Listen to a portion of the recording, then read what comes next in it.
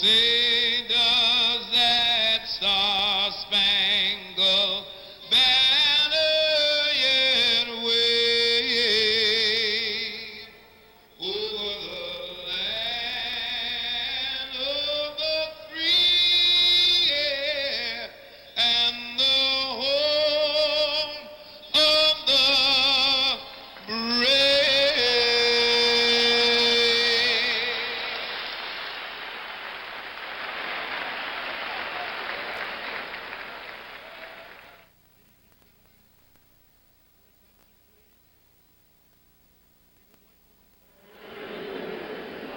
Outgear is home of the Brave.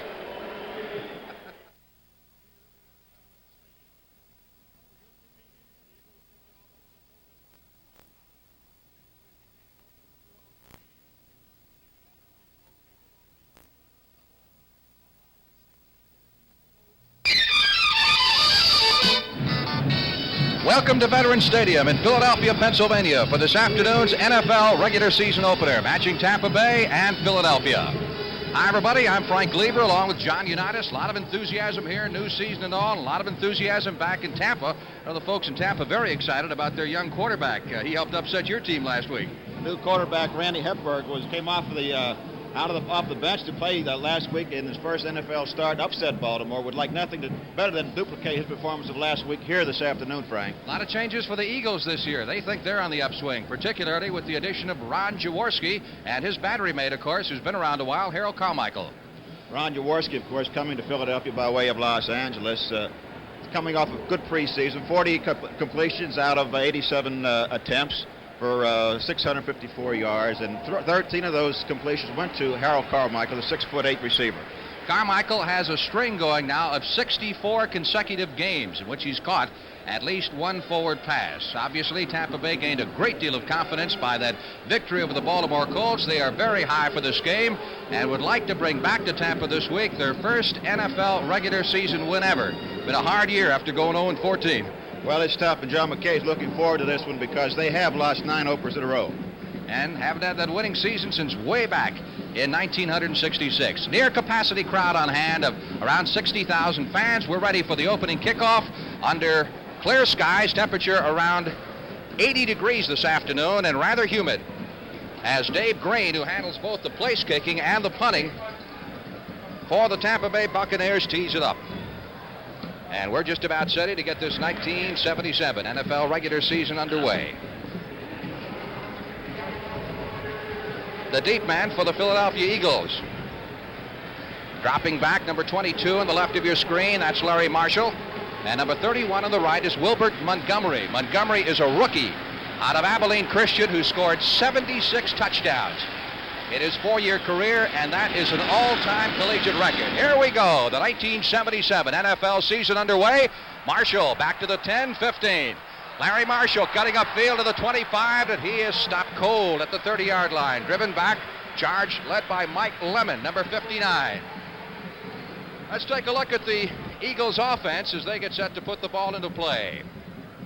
Jaworski, as we said, the quarterback starter. Same two running backs who finished the season last year with 100-yard games. The wide receivers, the newcomer there is Keith Krepfle, the tight end who replaces the departed Charlie Young, who's now in Los Angeles. And the Eagles' offensive line. The Polish rifle, Ron Jaworski at the throttle of the Philadelphia Eagles. 1st and 10 with the ball at his 30-yard line. Straight handoff up the middle. Not much fancy there. Tom Sullivan, number 25, taking the handoff. And we'll take a look at the Tampa Bay defense. They play that 3-man front, and these are the 3 guys in front. Leroy Selman missed last week's game, but he's back hale and hearty again. And the 4 linebackers who have very little experience between them. In fact, they have 7 linebackers on their team with only 9 years experience between them. And a lot of youth also in the Tampa Bay secondary. 2nd down, 6. Eagles ball at their 34-yard line. That's Hogan out to the 38-yard line. Hogan was injured a good portion of last year, but he looked like he was going to be a 1,000-yard rusher for a while, contained by Leroy Selman. Selman's, of course, the brother act from Oklahoma. They did an excellent job last week against the Baltimore Colts, Frank. Here's the game officials this afternoon. Red Cashin's crew. Third down. Eagles need 2 for the first down. Ball is at their 38-yard line. Jaworski's got him in tight.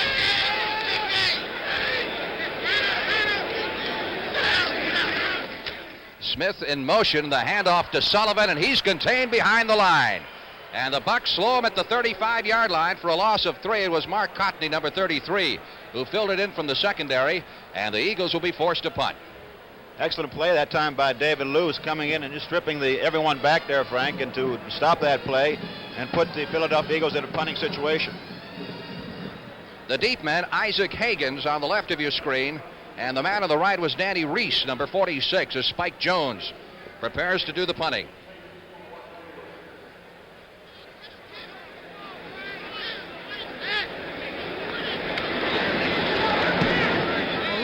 Nice kick. Reese at the 23, up to the 25, and stopped as he crosses the 30-yard line. So the Bucs will put it in play.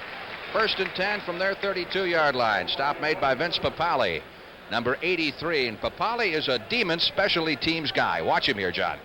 He really loves to get down there just as quick as possible before everything else sets up and get down, force a man back to the inside, keeping control on the outside. We see him right here coming in, getting ready to make the tackle. There he is on the final tackle. All right, Buccaneers with the ball. 1st and 10 from their 32-yard line. Young man from Minot State. Randy Hedberg handing off to Ricky Bell, and Bell, the number 1 draft choice in the National Football League, across the 35 to the 39 for a substantial gain. We'll take a look at the offense here as we have a second down situation coming up for Tampa Bay. This is their backfield. Ricky Bell in there along with Ed Williams, who's been around several years. The wide receivers, none of them exactly household names around the National Football League. And the Bucs offensive linemen, they're starting 2 new guards today. Both of those guards are from Oakland and have been obtained in the last week or so. 2nd down 3 after a pickup of 7 by Ricky Bell. This time it is Williams. He takes it across the 40, and the Buccaneers have a first down at the 44-yard line. Matty Sistrunk made the stop. You saw them last week, and this ball club looked pretty darn sharp. Here's the Eagles' defensive linemen. Now, they've gone to that 3-man front too, John. Sistrunk, Lazatich, and Harrison. Lazatich's been around for a while, so is Sistrunk, but they like the 3-man lines because they can put the pressure on them. There's great linebackers in it with Bunning and, of course, and Berge and some of the other fellows back there who do a fine job for them. They've got a couple of rookies in that defensive secondary, too. 1st and 10, Buccaneers from their 44. Ricky Bell trying to get outside, and he is contained behind the line of scrimmage at the 43-yard line. Excellent penetration that time by Randy Logan, the strong safety, number 41, who came up to make the stop. So it'll be 2nd down now, 13, and a passing situation for the first time for Randy Hedberg. And as we go along, we'll tell you a little bit more about this young man. Tampa Bay, prior to camp, went in with 6 quarterbacks, and as recently as, 3-4 weeks ago, he was the 4th stringer. That's like going into a war and losing all 3 4-star generals, putting a sergeant up front. Now, they've got a lot of confidence in this young man. Great small college player. Here's Hedberg's first pass to Ricky Bell, and Bell gets it up to the line of scrimmage, and that's about it. The Eagles played it very well, particularly Bill Berge, number 66, and Pete Lazatich, number 73. That'll set up 3rd down, and still about 10 needed for the first down. Take a look at Berge here, John. Berge's been around a long time. A great player with the Cincinnati Bengals and now with the Philadelphia Eagles. Let's watch his drop there as he comes all the way from his inside linebacker position to make the tackle on Ricky Bell. Frank Lemaster, number 55, put some pressure on Randy Hedberg that time. 3rd down, a little more than 10 needed for the first down for the Buccaneers at their 43-yard line. Here's the rookie, number 8 draft choice, and he can throw it, and he's going long and just underthrows the wide receiver, number 89, John McKay. John had his man beaten down there. Randy just did not have the ball up high enough and long enough for him. It was thrown back to the inside just a little, and McKay was not able to get back in there. Yeah, I'll take it back. It was Morris Owens, the other wide receiver on that side, John, so it's my error. But nevertheless, a punting situation here for the Tampa Bay Buccaneers, and Dave Green comes in to do the punting. Marshall, who is kind of an all-around guy, returns both kickoffs and punt returns, is back there as one of the defense. And Marshall fading back inside his 10 and fields it at the 5.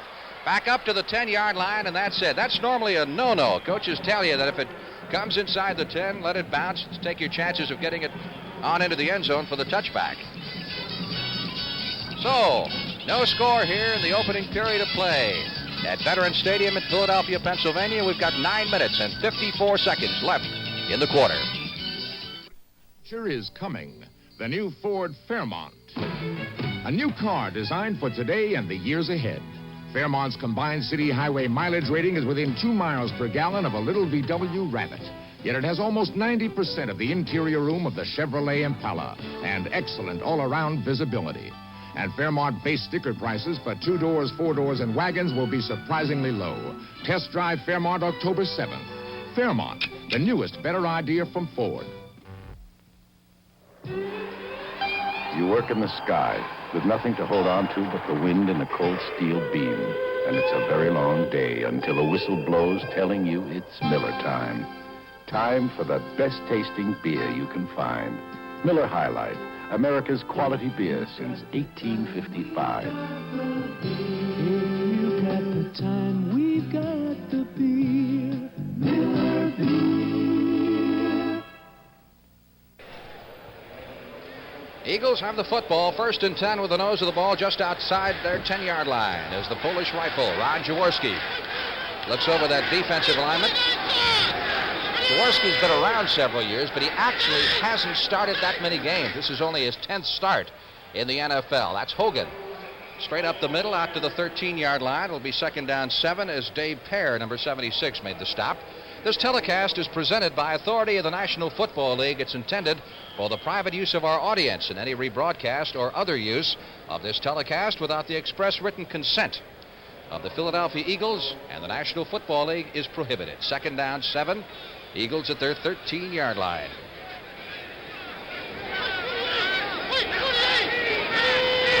Carmichael to the right side. Charlie Smith is split out to the left. He's looking for Carmichael, and he throws it low.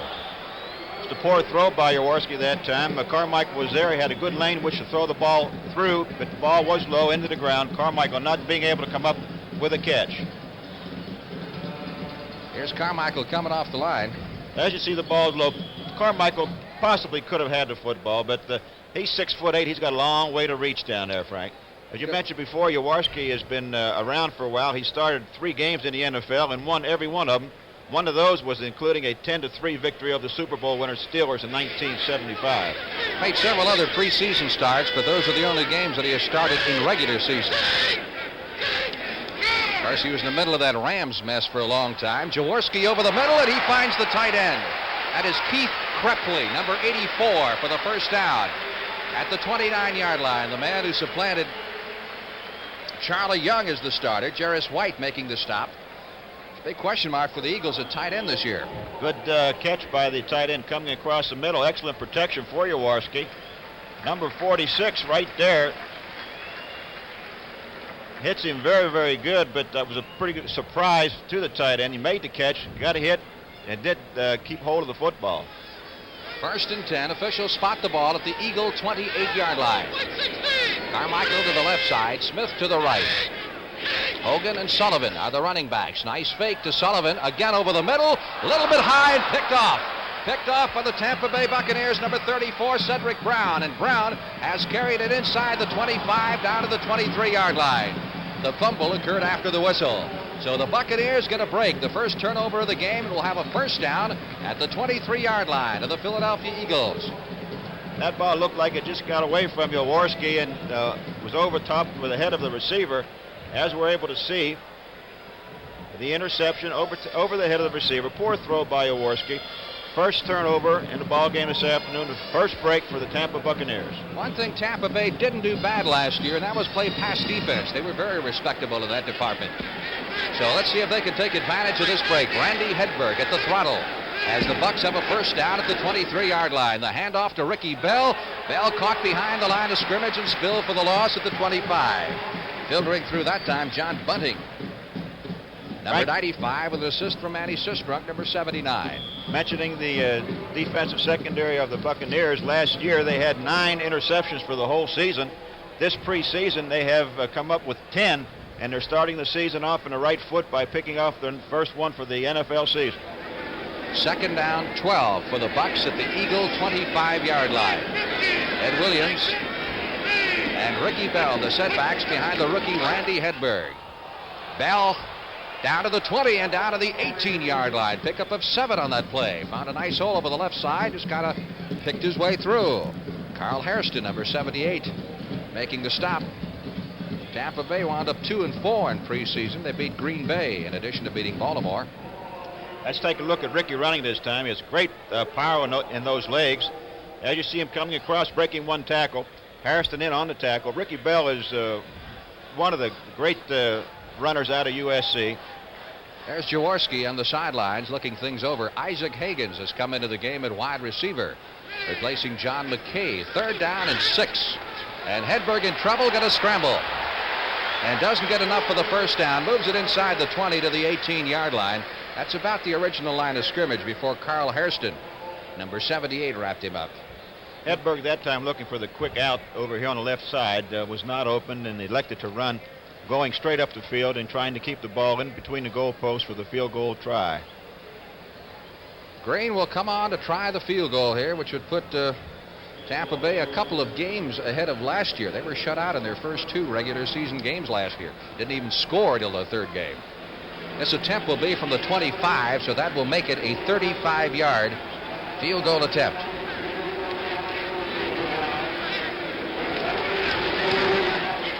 Long enough, but no good. It is off to the right. So Green misfires.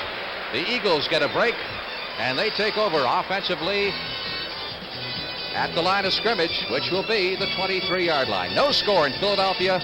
We'll be back in a moment. You're coming in loud and clear. Must be a realistic CB radio. 10-4, good buddies. My new 40-channel realistic. Radio Shack's got it on sale right now for only $79. I saved $60. Best deal I made all year. And realistic sure is a good brand. 10-4 on that, you can depend on realistic. They've been making them for 16 years. The sale price 40-channel CB by Realistic. Only at Radio Shack. A Tandy Company. Sir, we all know Mobil 1 is the oil that saves you gas. Give me another good reason to buy it. Well, it lasts. And lasts. How long will Mobil 1 last? We drove it 15,000 miles without an oil change. And after all that, found Mobil 1 still protects as well as new ordinary oil. It lasts. Lasts. Mobil 1, the oil that saves you gas, saves you oil changes. Well, you auto racing fans get a big treat on the CBS Sports Spectacular, the Trenton 150. They got quite a lineup of fine drivers, John. They have that. Mario Andretti, Tom Steven, Gordon Johncock. Al Unser and Janet Guthrie also expected to be there next Saturday, 4:30 p.m. on CBS, the Sports Spectacular. First and 10. Eagles operating from their 20-yard line. The handoff is to Tom Sullivan, and Sullivan tries the left side, moves it out to the 24. Richard Wood, number 54, wraps him up. You know, we talked about the youth of Tampa Bay, and they've got to be the youngest team in the league, averaging just 24 years of age. We were figuring it out the other day, and you look at depth, the bench strength, and actually Philadelphia is a younger team than Tampa Bay when you look at the backups only. Second down, 6. Eagles at their 24-yard line. No score, 5:50 left to play in the opening period at Veterans Stadium in Philadelphia. Here's Ron Jaworski. Little out. Hogan to the 27-yard line, bit short of the first down. As they unpeel, a whole host of white shirts in there. Cecil Johnson, number 56, leading the charge. I guess that's what you call your old safety valve, huh? Well, Jaworski going back to throw that time. Tampa went back into a double zone coverage, a sure passing situation, leaving that little halfback to the outside open, Frank, not wanting them to get anything deep on the outside, which Jaworski likes to go to with Carmichael. Third down, 2, and we'll listen to Ron Jaworski call the signals from his 28.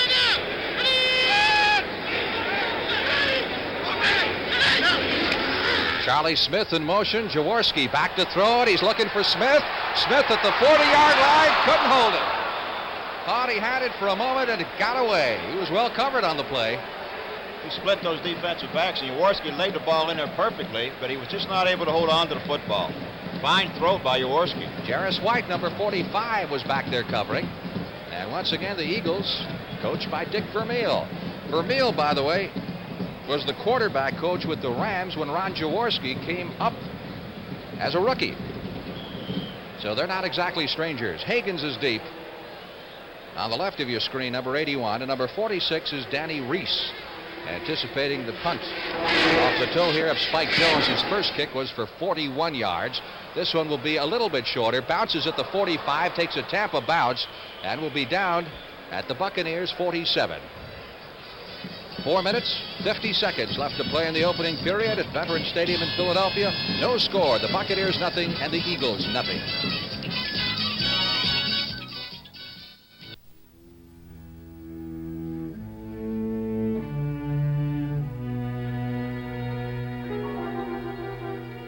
This is one of the highest telephone microwave stations in America, located in the Colorado Rockies, carrying your voices, data, and TV across the country. Stations like this are operating at near capacity, and the cost of building another one like this could reach well over $1 million. So instead of building more of them, Bell Laboratories and Western Electric have made many improvements which save millions of dollars. For example, this special triode helps one station do the work of 3. Even better, it costs less than $50. And we're not just using it here, but in over 2,000 stations across the country. The Bell system. People using technology to help keep down costs and improve service. Keeping your phone system the best in the world. Well, we're getting warmed up today. We'll really get into high gear next week. This is the lineup of regional games. That Bear Cardinal affair should be a pretty good one, particularly. New Orleans versus Detroit, and of course the Atlanta versus the Washingtons. Giants are Dallas, and the Eagles travel to Los Angeles next week. Tampa Bay, by the way, will open its season next Saturday night at home. It's home season against Minnesota. Here's Ricky Bell getting outside and picking up some yardage as he crosses the 50-yard line and is torn down by Bill Berge in the neighborhood of the 46-yard line of the Philadelphia Eagles. Tampa Bay's had pretty good field position so far, John. Good field position. They're moving the ball. One thing that both teams are doing, they're playing rather conservative as far as their play calling is concerned, running the ball on first and second down, and then getting into a passing situation, having to throw. Here's one that may surprise you a little bit. First period score, Kansas City leading on the basis of a 1-yard run by MacArthur Lane. The Patriots still minus those 2 big linemen. That's got to make a big difference. Well, that sure hurts. Both those fellows, all pros, and not in camp as yet. Second down 5. Ricky Bell right over the middle to the left and cutting back to the right, and he'll be close for a first down at the 44-yard line of the Eagles. So Bell has been the workhorse for the Buccaneers as expected. They're going to make him work for that $1 million contract, looks like. He was a leading rusher in preseason, I noticed. Yes, he was. Also the leading pass receiver for the Bucs. Hedberg might be interesting to note that on the first touchdown pass he threw 2 weeks ago was to Isaac Higgins for 66 yards, Frank. Third down. Bucs need a yard for the first down. They've got 2 tight ends in there. Ball is at the Eagle 44, and they give it to Ricky Bell, and Ricky has it. First down for the Buccaneers at the 41-yard line. These 2 new guards may help. Randy Logan, number 41, making the stop. That's Bill Nelson. Remember Bill, of course, great quarterback with the Browns, and back before that with the Steelers. He's the quarterback coach. He's the guy who sends in the plays, and they use a hand system of signals. I talked to Bill last week against Baltimore, and he liked this young quarterback that he has. Said he's strong, got a good strong arm, and he takes punishment very well. He is a good man, good coach. Ball spotted at the 42 of the Eagles. First down, we get a whistle prior to the snap. Let's see what that's all about. The 30-second clock has not run down. There's 8 seconds showing on the clock. We have not had a penalty in the game so far, and we get illegal procedure. The preliminary indication against the Tampa Bay Buccaneers. And so we'll have our first walk-off of the game, which will move the ball back to the 47-yard line. Red Cashin facing off 5 yards. And Red will tell us who it was against. False start, number 62, Tampa. Well, that's one of those new guards, Jeff Winans. Here's another first period score for you. Browns and the Bengals in their great interstate match, and Cleveland's on the scoreboard first. Cleveland 3, Cincinnati nothing, first quarter. No score in our game. First down, 15 for the Buccaneers with the ball at the Eagle 47. We got 3 minutes, 25 seconds left to play in the opening period, and this time the call goes to Ed Williams. Speaking of Cincinnati, Ed spent a couple of years with the Bengals before he was picked up on waivers last year by Tampa Bay, and a pretty strong running back. Very strong. I was talking to Bruce Laird last week after the ball game with Tampa, and Bruce said that very strong, his very strong legs, that tackling him is like hitting a tank out there. Just about pulls your fingers right out of joints trying to hold on to him. Made a couple of yards, make it second down, 13 with the nose of the ball just inside the Eagle 45-yard line. McKay is wide to the left side. Owens in the slot inside of it. Randy Hedberg behind good protection. Boy, he's got a lot of time back there, and he had a man wide open. That was the tight end, Jack Novak. And Novak took his eyes off it and dropped. He's got to be a little sick. As you see, a good look at Billy Nelson. He's not too happy about it, but those things do happen.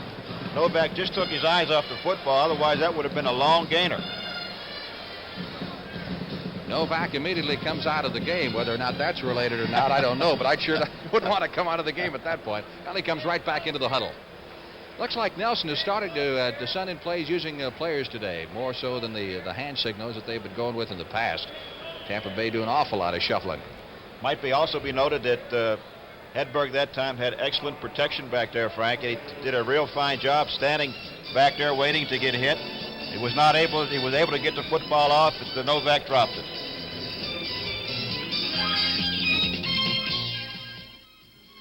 Some people say the tuner in a color TV is always going to cause a lot of problems. I say, bunk. I helped design Zenith's electronic video guard tuner. Ordinary mechanical tuners have contact points inside that can go bad.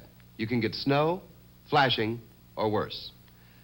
But Zenith's electronic video guard tuner has no contact points, no moving parts inside. It's designed to keep your picture looking good.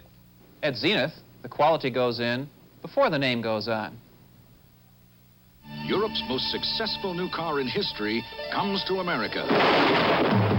Introducing Fiesta, imported from Germany by Ford. Fiesta. Now there's a car that combines dramatic performance with excellent gasoline economy. Fiesta, Europe's most successful new car in history. Test drive one at your authorized Ford dealer now. We'll keep up with all the scores for you this afternoon. Here's another Eastern Division score. The Giants have jumped out top of the Redskins in the first period by a score of 7-0. George Martin had a 30-yard touchdown run on interception of a Billy Kilmer pass. All right, third down, 13. Penalty markers down, and Hedberg running out of the pocket. He's at the 50, 45, and will go out of bounds at the 37-yard line. Short of the first down, there's an Eagle who is shaken up on the play. And as we mentioned, there was also a marker down. Randy Hedberg. Well, they got buttons all over Tampa. They're popping up now saying, why not Minot? That's where he played ball at Minot State, little school in North Dakota, just 21 students. He won 12 letters there. And he played his college football on a field that had 3,000 capacity. So it's a little different today.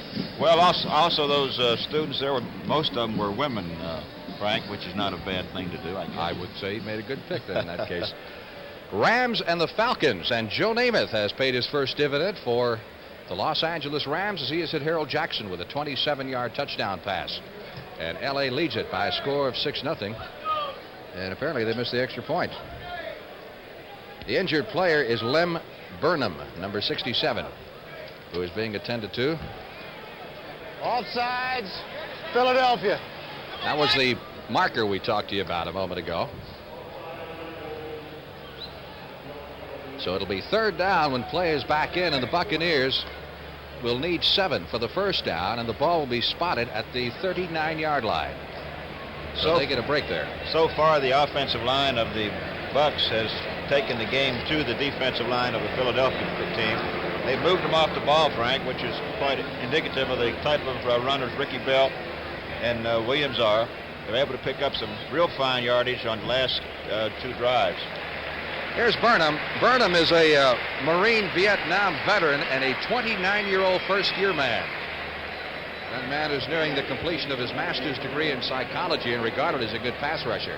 Philadelphia very big with these 29 and 30-year-old rookies. They had Papali last year, who was 30 years old when he started. Here's an update for you on Kansas City and New England and the Chiefs. You know, a lot of people talking about the Patriots for the Super Bowl, and look at this. Chiefs 14, New England nothing. It certainly has hurt New England for those 2 offensive men to be walking out of the field, off the camp. 2:28 left to play. First period, no score. 3rd and 7 from the 39. Hedberg under severe pressure, and he is dragged down at the 39-yard line in his own end of the field. That is a monstrous loss. That's a 22-yard setback for the Buccaneers. Watch the charge. Manny Sistrunk, 79, and John Bunting, 95, coming in to force Hedberg out of the pocket. There you see Bunting and Sistrunk coming from the weak side. Of course, you like to tell your quarterbacks to get up inside, get down, get rid of the football, if possible, anytime that happens. All right, the deep man, Martin Mitchell at the top on the right side. Low snap, but Green gets it away. And Larry Marshall, the short man, fields it at the 30, 35, and up to the 41-yard line. That's about as far as the Eagles have gotten in the entire game. Dan Ryzek making the stop, number 51 for Tampa Bay.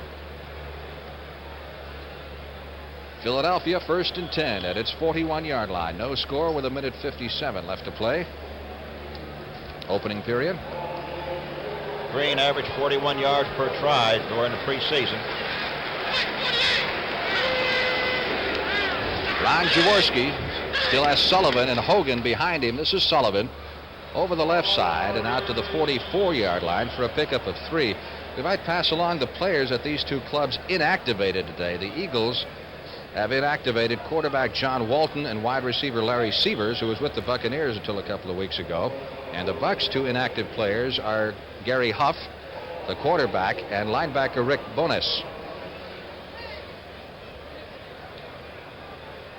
Second down. 6 needed for the first down. Eagles at their 44. Carmichael to the right side. Smith to the left. Again, it's Sullivan.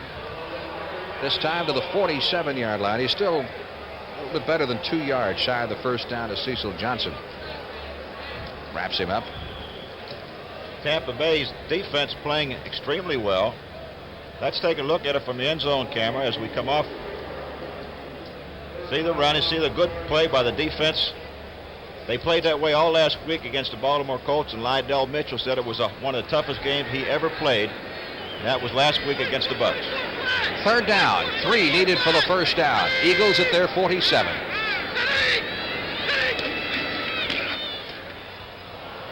Nothing fancy that time. Sticking with the straight handoff. It is Sullivan, and it looks like he may be short.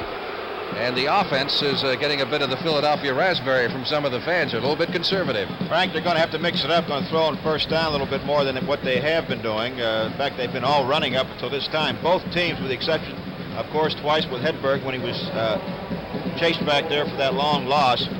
Now it puts Philadelphia, of course, in the kicking position.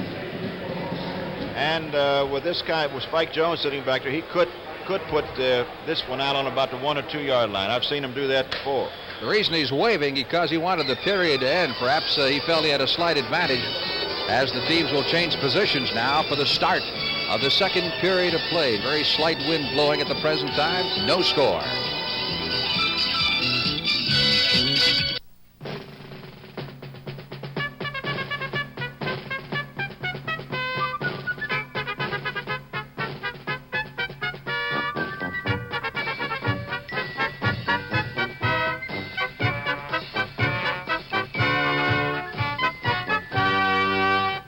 Now try and forget the 10th largest life insurance company in America, Lincoln National Life.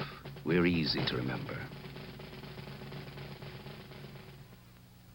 What are you doing, cookie face? I'm checking the air pressure in my Goodrich radials. Snuggle Bunny. At midnight? On our honeymoon? We've got a long drive to Niagara Falls tomorrow. If we don't have the right amount of air in our tires, it could be unsafe. And my Goodrich dealer told me the tires would last longer. Goodrich? You should have married that Goodrich blimp! Tires you can trust. B.F. Goodrich. The other guys. But, honey... What? Goodrich doesn't have a blimp. Port of call, Caribbean.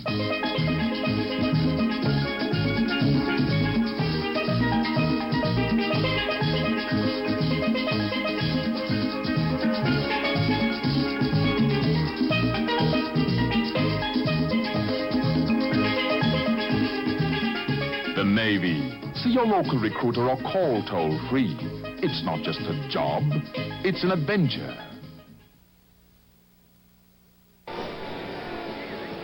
The preceding announcement was brought to you as a public service by the National Football League. Frank Lieber along with John Unitas. Veterans Stadium in Philadelphia. 4th down and a yard for the Philadelphia Eagles at their 49. Spike Jones back to do the punting, and it's a fake. And the Eagles pick up the first down. That's Frank LeMaster. A linebacker is down to the 30 and run out of bounds at the 22-yard line. I'll tell you, Frank, with the moves like LeMaster had, he ought to be playing back in the backfield. So the Eagles pull off the fake on 4th down 1. That wasn't a bad percentage play, really. Watch his moves here, huh? Let's watch LeMaster going downfield with moves like a halfback. Right in here, oh, there's a great move by LeMaster and some good blocking downfield.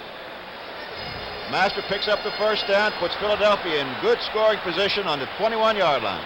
Pick up of 30 yards on a play and a first down for the Eagles at the Buccaneers 21. Jaworski, nice fake to Sullivan, floats it out to Krepfle. The tight end loses the ball in the end zone, and it's recovered by the Bucs, and that'll be a touchback. That will be a touchback, and the Buccaneers will take over at the 20-yard line. It was Jarris White, number 45, who recovered the ball. So the Buccaneers stave off that threat by the Philadelphia Eagles, and will have it 1st and 10 on their 20 when we get back to play.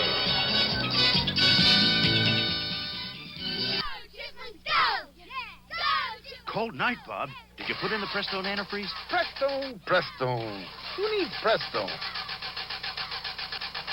Prestone. You need Prestone. If your antifreeze is worn out or you don't have enough, you could be in trouble. So put in a fresh fill of Prestone, too, to prevent corrosion and freeze-ups. Prestone!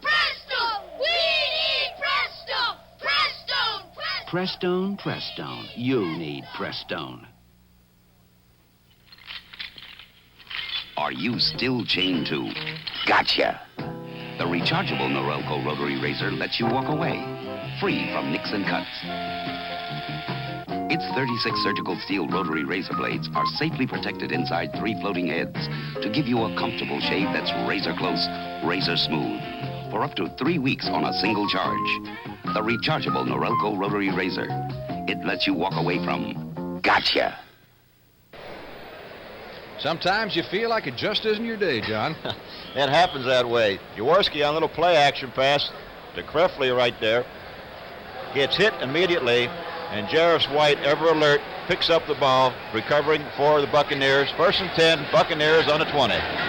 Credit Mark Cotney and Cedric Brown with the big hit there that jarred the ball loose. That's Anthony Davis, who has just come into the game, and Davis is tripped up back at the 17-yard line. John Outlaw coming through from the secondary along with Berge. It was a bad move by Davis. Williams was blocking his man to the outside. He should have been back up the inside as we look and see it on from our camera there. Now to see now if the Buccaneers have made some changes here in the second period, which I believe they have. Here's an update on Kansas City, New England. The Patriots are on the scoreboard. They're going to score a lot of points in that game. 2nd down, 13. AD to about the 18-yard line. He got about a yard back of the loss. Pete Lazatich and Carl Hairston making the stop. Jimmy Dubose is back in the lineup now at a running back position. 2nd-round draft choice out of Florida last year. 3rd down. Buccaneers need 12 for the first down. Ball is at their 18-yard line. Owens wide to the right side. John McKay is split to the left. And the penalty markers go flying. Well, mix up on the cadence down there. One of the offensive guards thought it went on 1, and the rest of the team thought it went on 2. Illegal procedure against the Buccaneers will cost them 5. That's the second time this afternoon they've been whistled out. Buccaneers, by the way, hope to have Gary Huff ready to play against Minnesota next Saturday night. Would you give him some experience? Of course, if Hedberg has a good outing today, I imagine Coach John McKay have a tough decision to make. False start, number 62, Tampa.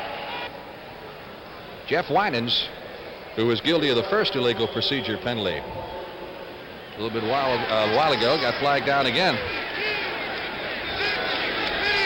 Third down, 18. Hedberg back to his 2-yard line and goes down in the end zone. Incomplete. Of course, some of the fans would like to see the safety call there, or not the safety, but intentional grounding. Carl Hairston, number 78, really rolling through there, along with Manny Sistrunk, applying the pressure on Hedberg. And now the Buccaneers will be punting out of their end zone. Let's take a look at Harrison coming in there, putting some fine pressure, throwing his man to the side, coming back the inside. Hedberg did just get the football away. It probably could have been called intentional grounding, but it wasn't. Green has kicked twice for a 42.5-yard average. Standing 2 yards deep. Mitchell is deep along with Marshall. Fine punt, backing Marshall all the way back to his 35. Marshall 40, 45, going for the sideline, and ripped out of bounds in front of the Buccaneers bench at the 49-yard line. Down to Nafziger. Reserve tight end off the specialty team, making the stop, so the Buccaneers will get the ball, put it in play at midfield. Still no score early in the second period. Hey, Mom! Oh, hiya, Sonny. Stop sitting around, Mom. Let's take a ride in my new Ford pickup. All right, let me drive. Oh, I can handle it. This is the one that's built tough with Ford's exclusive twin I-beam suspension and a new 4-speed overdrive option. And extensive rust-fighting materials on underbody parts. What'd you think, Mom? You may think I'm off my rocker. This Ford is tough. Of all Ford trucks registered over the last 12 years, 93 out of 100 are still on the job. Panasonic invites you to take a picture of a voice with a Panasonic cassette tape recorder. Things was a lot different than it is now. All with built-in mics. Some with built-in radios. There are pocket models.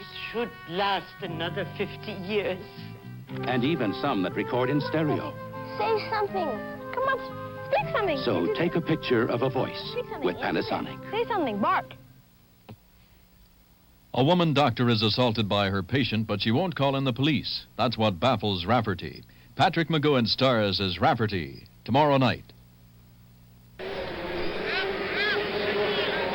Officials mark it at the 47-yard line in Philadelphia's end of the field. 1st and 10 for the Eagles.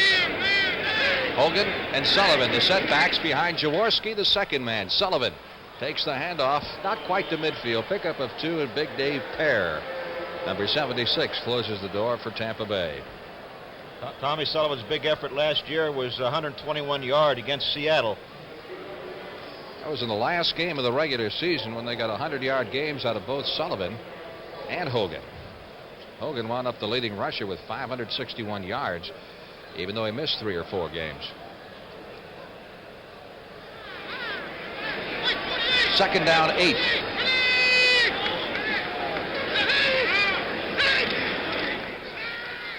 Jaworski in trouble behind the line, out to the 50, 45, and out of bounds at the 42-yard line. Richard Wood, number 54, the former USC linebacker, ran him out of bounds. He is very close for a first down at that point.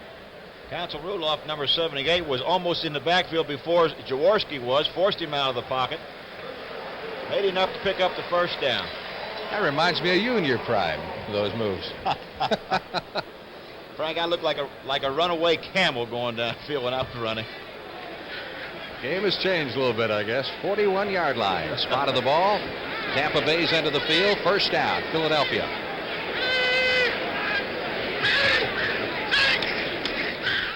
Jaworski, sideline throw to the big man, Harold Carmichael, who makes the grab at the 33. So among other things, Carmichael's streak is intact. He's now caught at least one pass in 65 consecutive games. That's over 5 seasons. Carmichael on a quick out pattern. Jaworski just steps back, fires it up. It's pretty hard to overthrow a man who's 6'8" out there. Washington making the tackle. That takes it down to the 34-yard line of the Buccaneers. Second down, 3.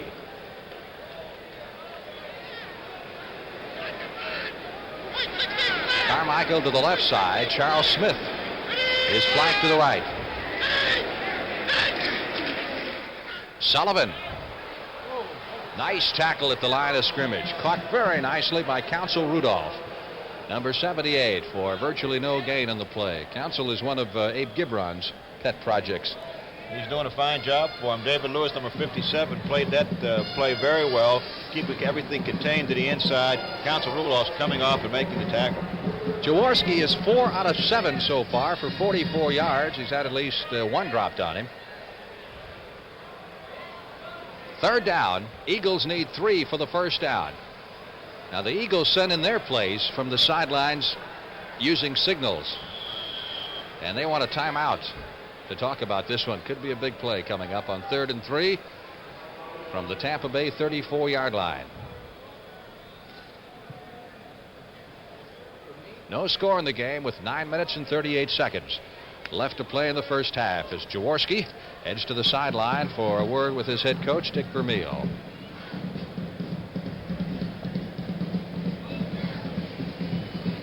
So a little strategy conference. We'll tell you once again, the CBS Sports Spectacular next Saturday will be a real treat for you auto racing fans. The Trenton 150, and those are the Indy type cars, aren't they? Yes, they will be very interesting because you have Mario Andretti, Tom Sneva, Gordon Johncock out there racing, and those fellows can push the pedal to the floor. Absolutely. Sneva has already clinched the 1977 USAC driving title. Al Unser is entered. Janet Guthrie will also be on hand. You can see it live next Saturday afternoon on the CBS Sports Spectacular, 4:30 Eastern Time. Warm afternoon down in the field and up here as well, as a matter of fact. Temperatures in the 80s and high humidity count. It's clouded up just a wee bit, but still a bright cloudiness. No threat of rain. Eagles coming off a 4-10 season trying to improve their lot, as of course are the Buccaneers, who became the first team in the history of the National Football League to lose all of their games in 1976. Third down, 3 from the 34 of Tampa Bay. Jaworski, protection is good, just floats it out there for Krippley, and Krippley hangs on to the ball, although he nearly has his head taken off by Mark Cottney, number 33. That time he was going to make sure he had that one. I thought Mark Cottney was going for the interception. That time Krippley just went down the middle of the double zone, and Jaworski just hung the ball over top of the linebacker, as we see Krippley making the catch and Courtney making the tackle. So the Eagles have a first down at the 6-yard line of the Tampa Bay Buccaneers. Eagles this year in preseason won 3 of their first 4 games. They lost to the Steelers and the Packers. Philadelphia threatening. Sullivan from the 6, dips back inside, gets to the 5. Pickup of 1 yard. Cottney coming from underneath, doing a good job. Salmon also in there. Sullivan on the handoff. As you see, Courtney coming in and making the tackle right there. Fine play by Cottney, number 33. Down here is where the ground gets hard to come by, Frank. Inside that 5-yard line, not much room to work in, and the linemen really have to get down and get with it. Sullivan has rushed 9 times for 16 yards. Hogan twice for 7. Their leading ground gainer is LeMaster. Maybe they ought to put him back in there. Krippley's got 3 for 60 yards. Second down, goal to go from the 5. Trying to climb the mountain is Tom Sullivan, and he gets it down to the 3. It's just a whole new game, isn't it, when you get inside that 10-yard line? Brand new offense. You have to really get thinking about the offense, what you're going to do down there where it's tight. You have very little room which to work with as far as passing the football is concerned. And the line, the offense and defense, will get a little tighter. Couple of additions to the Philadelphia lineup. Donnie Green comes in at tackle, number 74, and Richard Osbert comes in as, I think, a second tight end here. It'll be third down, goal to go from the 3. We've got a marker down. And this is going to go against Philadelphia.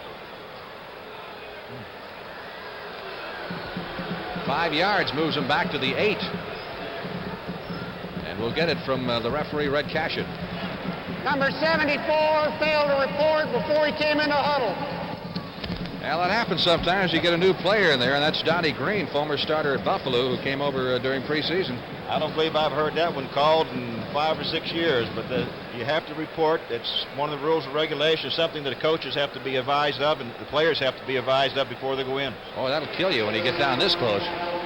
Instead of third down and goal to go from the 3, it'll now be third down and goal to go from the 8-yard line. And still, there appears to be some confusion out there. Eagle players waving toward the bench. Waving for somebody to come in. Green, who came in, went back off. Well, get out the rule book. Red Cashin, the referee, having to explain the situation to Dick Vermeil, the head coach of the Eagles.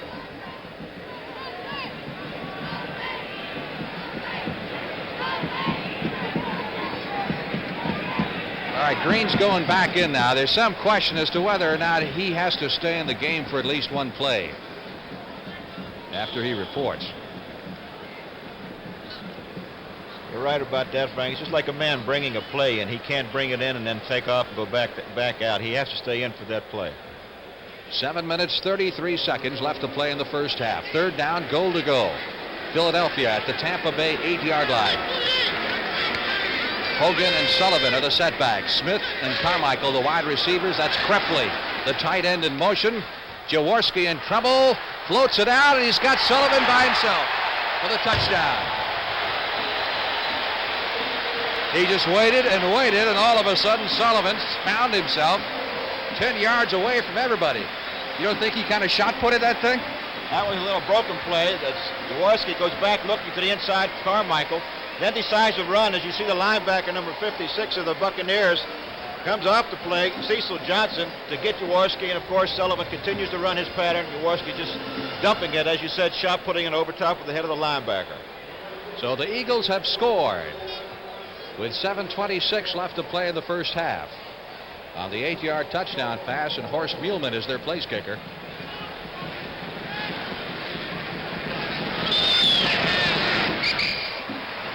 It's good. The Philadelphia Eagles lead the Tampa Bay Buccaneers, scoring their first touchdown of the season. It's 7-0 midway in the second period.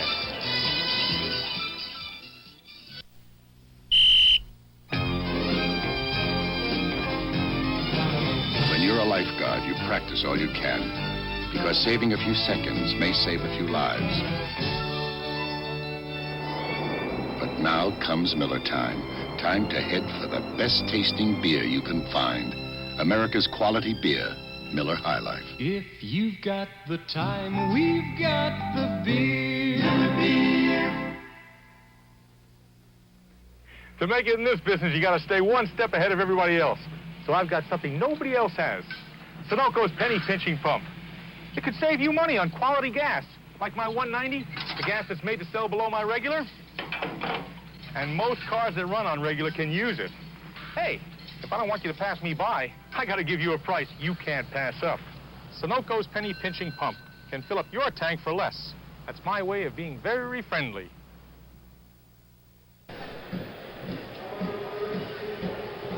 Philadelphia leading 7-0, and Muhlman getting ready to kick off. One of the fine place kickers in the National Football League. He was 10 out of 10 last year inside the 40-yard line in field goal attempts. Tampa Bay will be going with Anthony Davis. Number 28 is one of the deep men, coupled with Isaac Higgins, number 81. This one coming down to A.D. at the 2-yard line. Back to the 10, 15. And across the 22 where he stopped. You know, Davis, tackle, by the way, made by Franklin. Davis, in his collegiate career at USC, returned 6 kickoffs for touchdowns, which is an NCAA record. He had 2 in that one game, I remember, against Notre Dame. He was beautiful to watch. All those backs coming out of USC seem to have that explosive power. Davis, Simpson, Bell. Buccaneers 1st and 10 at their 21-yard line. Need to get some offense going. Owens in motion. The give is to Williams, who's back in there at running back. Williams out to the 23 for a pickup of a couple of yards. 2nd and 8. Carl Hairston, number 78. Give you the statistics here in the Eagles scoring drive. 52 yards, and of course, guided very expertly by Ron Jaworski. Touchdown play wasn't very pretty, but it was effective. Well, absolutely. Ricky Bell on the carry, and Ricky is hit hard at the line of scrimmage.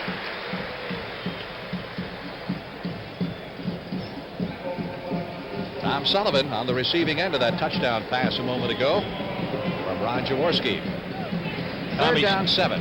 Tommy Sullivan was a 15th round draft pick by the Eagles in '72. 52 running backs were selected before he was. There's only 6 of them still remain in the game. One problem with running backs, you don't stay around too long. Constant pounding. Hedberg going for the sideline throw, and it is almost picked off.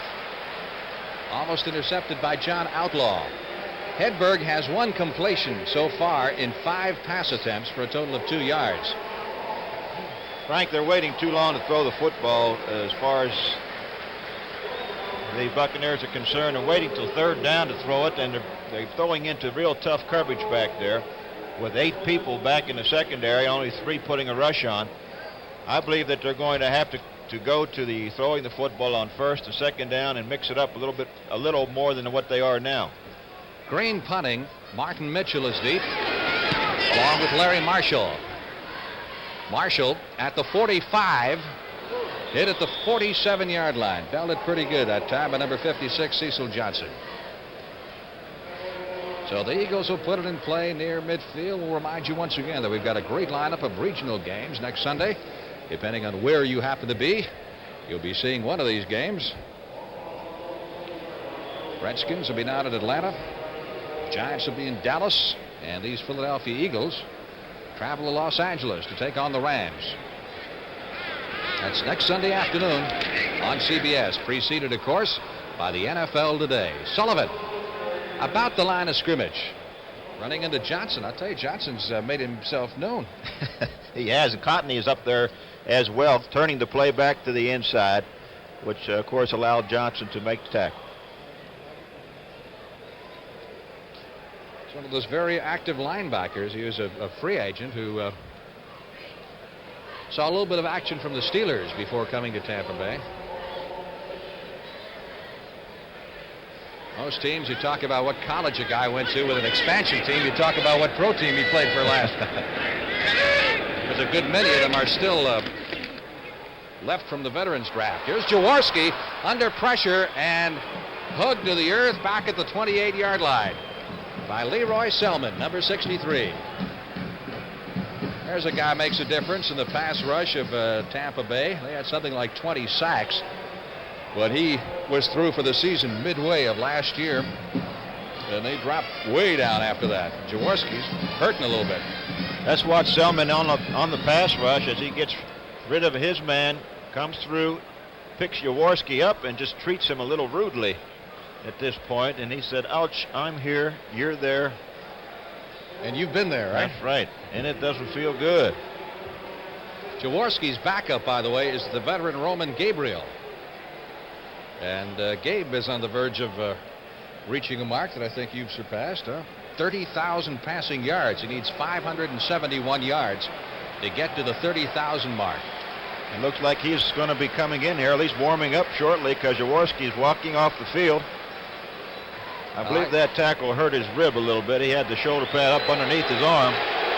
There comes Abe now. Listen to the Boo Birds. You know, Philadelphia's tried to build, unlike a lot of the teams who build through the draft, they went the Redskin route of trying to build through trades, and consequently, their draft has been non-existent for the past several years. They didn't have a pick this year until the 5th round. And they're minus their first and second picks next year. Third down, long yardage needed for the first down, and Gabriel hits Vince Papale at midfield. That is not enough for the first down.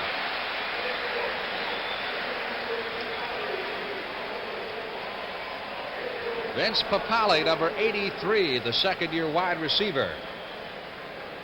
Take a look at Gabriel on his first shot at playing this afternoon. A fake draw to the halfback to try to hold up a linebacker. Going back, finding Papale, who just goes down and makes a little turn inside. Not enough for the first down. It'll be 4th down, and Philadelphia must turn the ball over to the Buccaneers. 4th and 7 from this point. They faked last time. Of course, not this time. Spike Jones angling toward Higgins. Higgins at the 15-yard line gets away from one man. Higgins trying to get out of the way of one of his own blockers. Is pinned at the 15-yard line. So the Buccaneers will take it from there. Want to remind you again about the big auto race on the CBS Sports Spectacular next Saturday afternoon, 4:30 p.m. Eastern Time. You'll see the Trenton 150 Indy-type cars. Some of the big names in racing, the biggest names, will be on hand, including Mario Andretti and Gordon Johncock, Tom Sneva. Gordon's actually listed as a possible starter. He won that event last year. Turned out to be a 200-miler, but was shortened due to rain. Jaworski loosening up on the sideline, so he may be back in there. Buccaneers 1st and 10 at the 15-yard line. The handoff to Ricky Bell. And Bell gets maybe a yard. Eagle defense has been tough. Buccaneers playing very conservative so far. They have not thrown the ball as many times as they would probably like to have thrown it, but Coach Nelson decides to stay with the running game and try to get that started. Art Toms made the stop. He's been the workhorse for the Tampa Bay Buccaneers this afternoon. Still in the first half of play, he's carried 10 times for a total of 24 yards. It's the bulk of the Tampa Bay ground game. 3rd down, 7. Art Toms in on a tackle last time. Playing very well. If you look around this league, you see a lot of Oakland players on all these other teams, Frank. Bucks go with 3 wide receivers on 3rd down, 7. Hedberg looking for his second pass completion for Owens, and Owens made the grab and went out of bounds. Or did he? All the official was over there. He's saying it's no good. It was a fine throw by Hedberg. It was close, but apparently he stepped out of bounds as he pulled in the ball. Let's see if we can't get a closer look at Owens this time. The ball was thrown perfectly.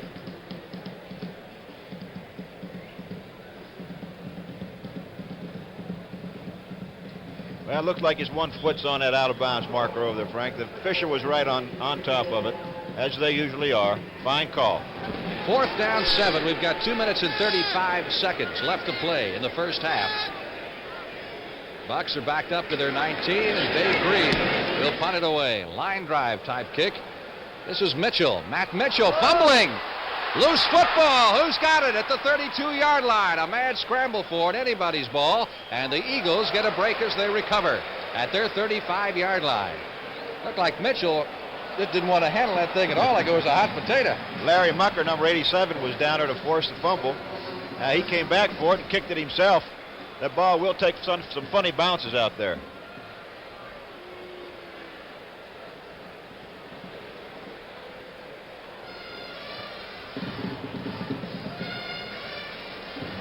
Well, let's see. We'll look at it again. They're going to give it to Tampa, I think.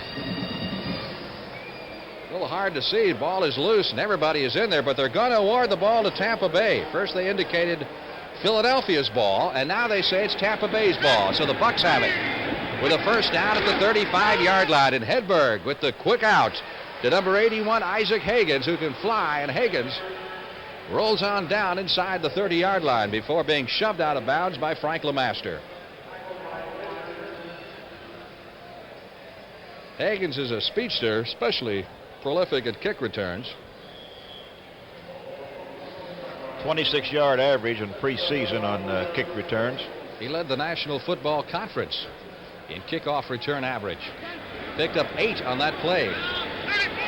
Second down 2 for the Bucs at the 23-yard line. As Tampa Bay goes for the equalizer. The give is to Williams, and Williams driving hard.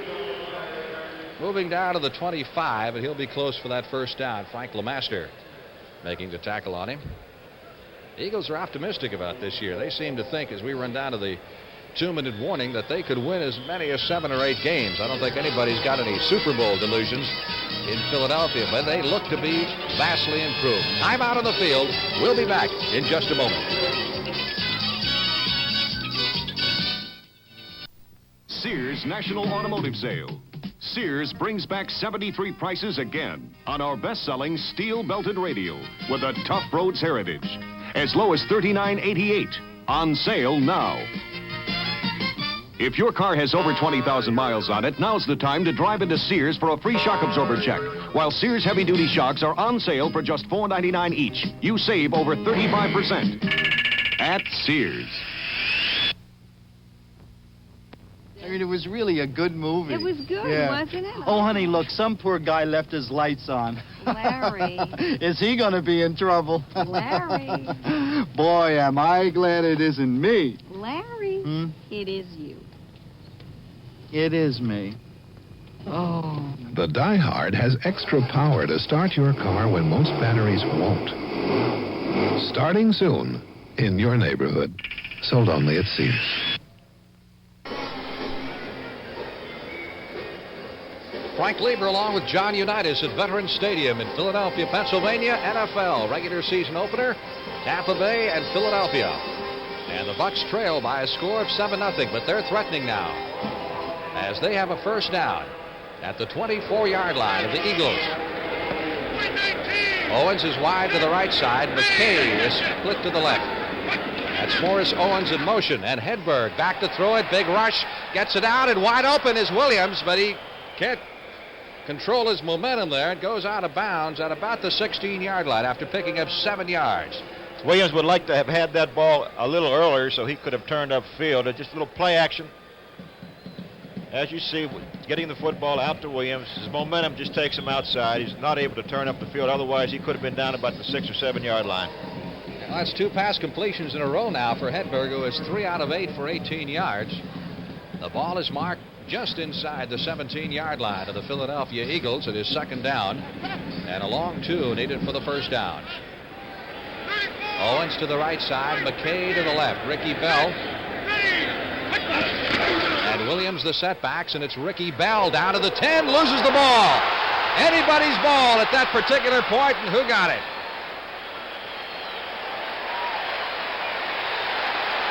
Eagles recover. Looked like Carl Hairston, number 78, made the recovery. Bell reaching the 10-yard line. The ball squirting backwards, and watch the wild chase for it. He takes a real good shot right in here as you see the ball come out.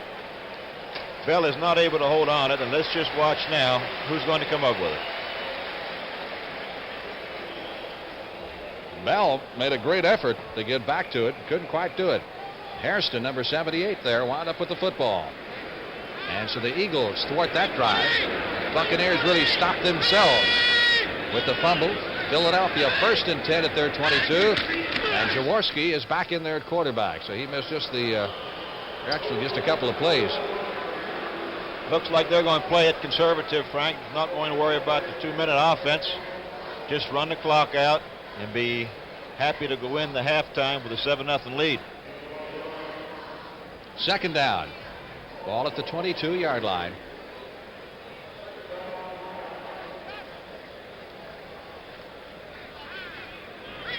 Second and 9.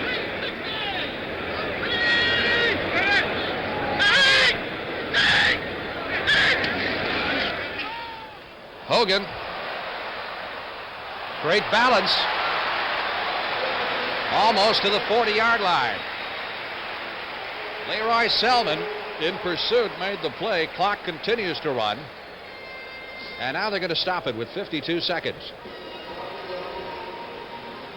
Mike Hogan, who was the first rookie to lead the Eagles in rushing since Billy Barnes did it in 57. Let's take a look at him.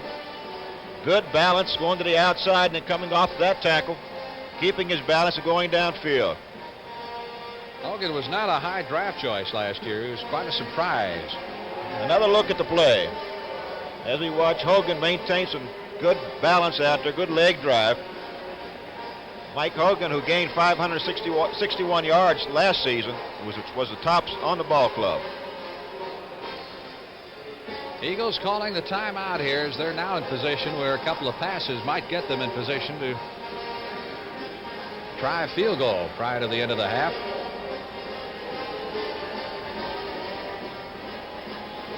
You know, we talked about the tight end, Krepfle, number 84, you see there in the huddle. He broke a bone in his hand in preseason and never missed a game, I understand.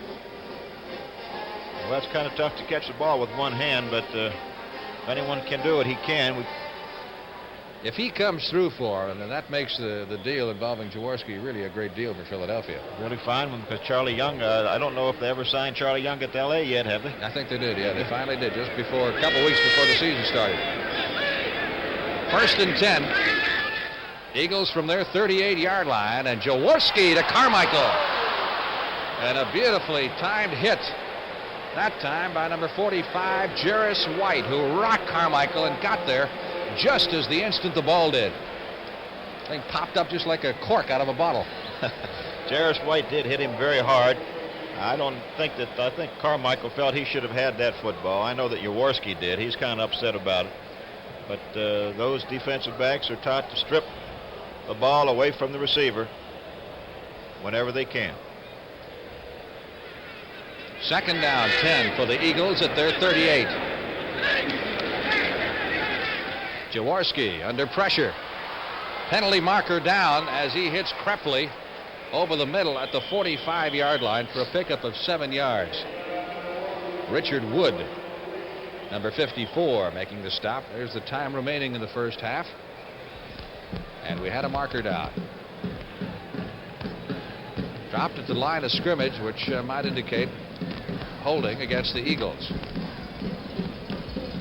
Red Cash and the referee marks off 10, so that's what it'll be. Who's it against, you ask? Now let's find out. Number 75, holding Philadelphia. Stan Walters, Eagle tackle, guilty of the holding call, so that moves it back to the 28-yard line. And it becomes 2nd down, 20.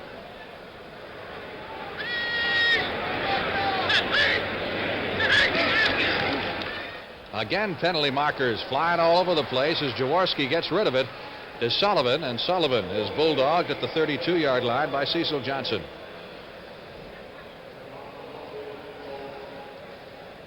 Well, we've had virtually a penalty-free first half with a couple of minor infractions up until this last minute or so. This one goes against the Buccaneers, I do believe. That's the preliminary indication we get. Dick Vermeil and John McKay, while they were in the Pac-8 at UCLA and USC, were 1-1 against each other. Of course, Dick was at UCLA just a couple of years before the Eagle opportunity came along. Vermeil's been a successful coach, has McKay just about everywhere he went. Offside, number 63, Tampa, declined. Leroy Selman caught on the offside. Eagles decline it.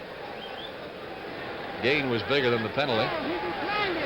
Ball is at the 34-yard line. It is 3rd down and 16.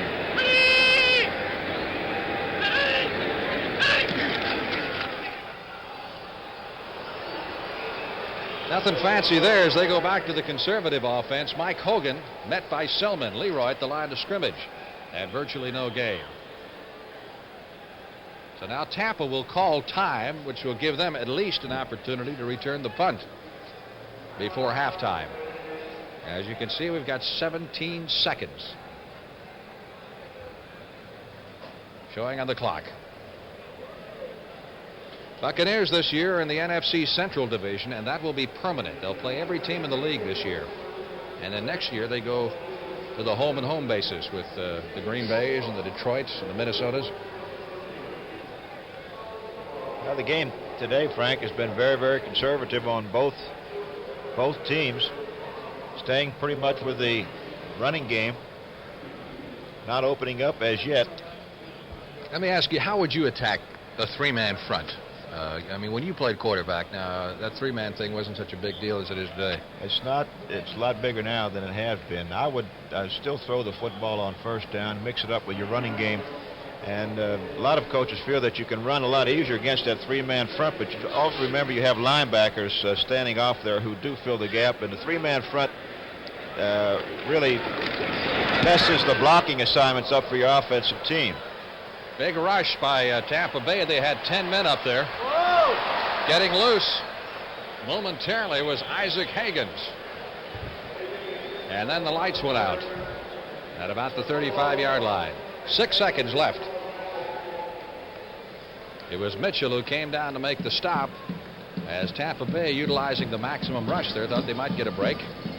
Be interesting to see here whether Hedberg goes for the long ball or just is ready to run the clock out. What do you got to lose here by going for a long one? Not a thing. Even if it's intercepted, you should be able to make the tackle.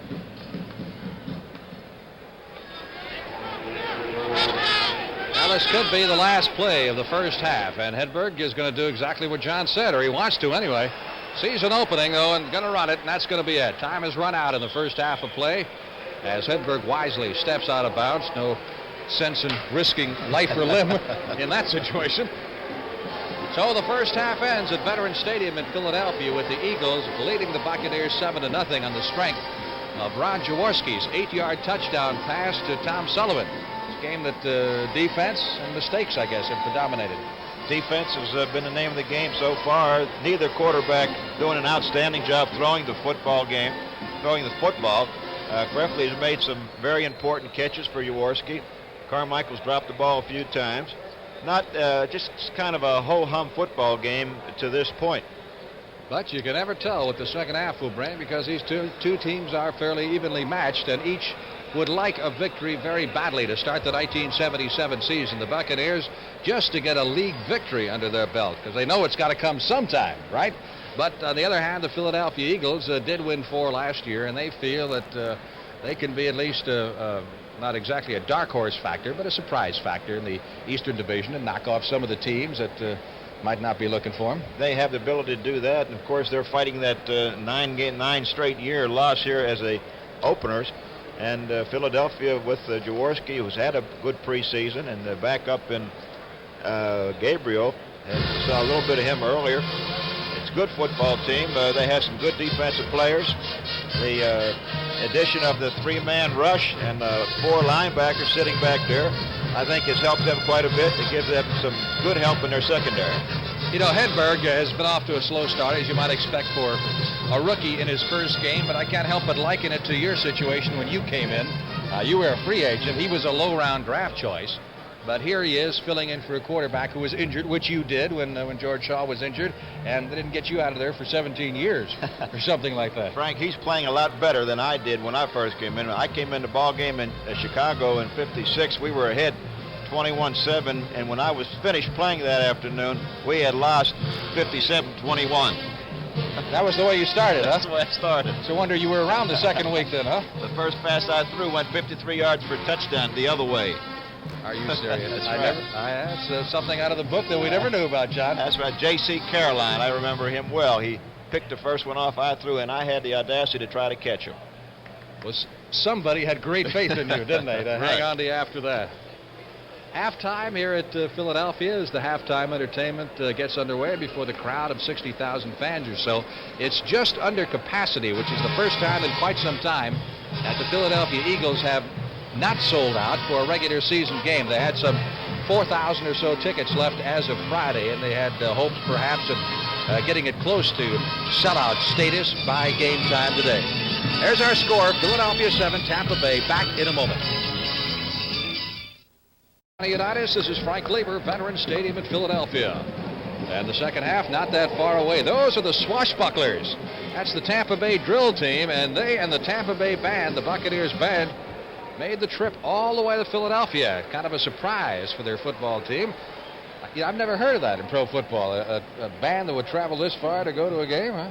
No, very seldom have I ever heard of it, Frank. Even back in the old days, you used to get a shot of Jaworski on the sideline.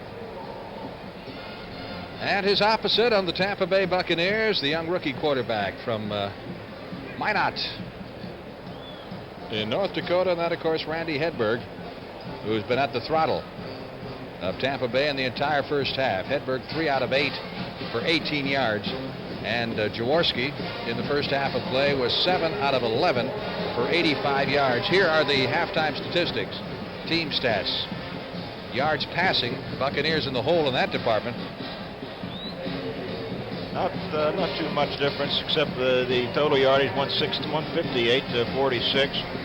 Let's see if they don't open this game up a little bit, a little more than what they had in the first half, Frank. Anthony Davis, one of the deep men. High kick and very short. Davis moving up on it at the 15-yard line. AD's across the 25 to the 30-yard line. Creamed at the 32. Wilbert Montgomery made the stop for the Philadelphia Eagles. So let's see if the Bucs, as John says, open up that offense. You feel they got to throw a little more on first down, huh? I think they do. They have not done it. They did not do it this first half. And, of course, Hedberg does have the arm, and you can't blame him because he's not calling the plays. Coach Nelson on the sideline is sending the plays in. I think he has to open the game up and throw the ball on first down in order to pick up some yardage and then keep a run-pass situation going for himself. Well, we get markers all over the place prior to the snap. In fact, Hedberg has a tough time trying to pull away with that snap. Manny Sistrunk came hurtling through, but it's going to go against Tampa Bay for illegal procedure. So the Bucs wind up 5 in the hole before they even run the first play of the second half. We'll get the word here from the referee, Red Cashin. False start, number 70, Tampa. It's Darryl Carlton, the tackle that they got from the Dolphins. First down, 15. Buccaneers at their 27-yard line. McKay to the left side. Morris Owens is split to the right. Ricky Bell gets the call. And Bell to the 29 for a pickup of 2 yards. Ricky, 11 carries for 30 yards in the first half. Williams had 4 carries for a total of 14 yards. Lazatich making the stop. Not much offense being shown by the Buccaneers to date. As we see, Nelson sending in another play. It's a passing situation. Let's see what he decides to go with. And again, he's going to be throwing into that 8 men back in that secondary, which makes it very tough. Second down. Buccaneers will need 12 for the first down. We get a whistle and they want another ball, which they will get. You get an option anytime you want. Have the football changed? Yes, you can. You can change the ball anytime you feel that there's maybe it's too wet, someone was sweating on it, or what happened to it.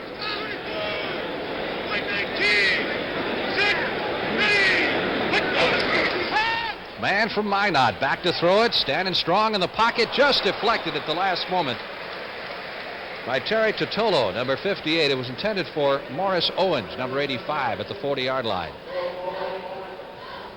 It was a good play by Totolo. Watch Owens come down the field as he comes across the middle, right in front of Berg, and Totolo did get a hand into it. It would have been right on the money.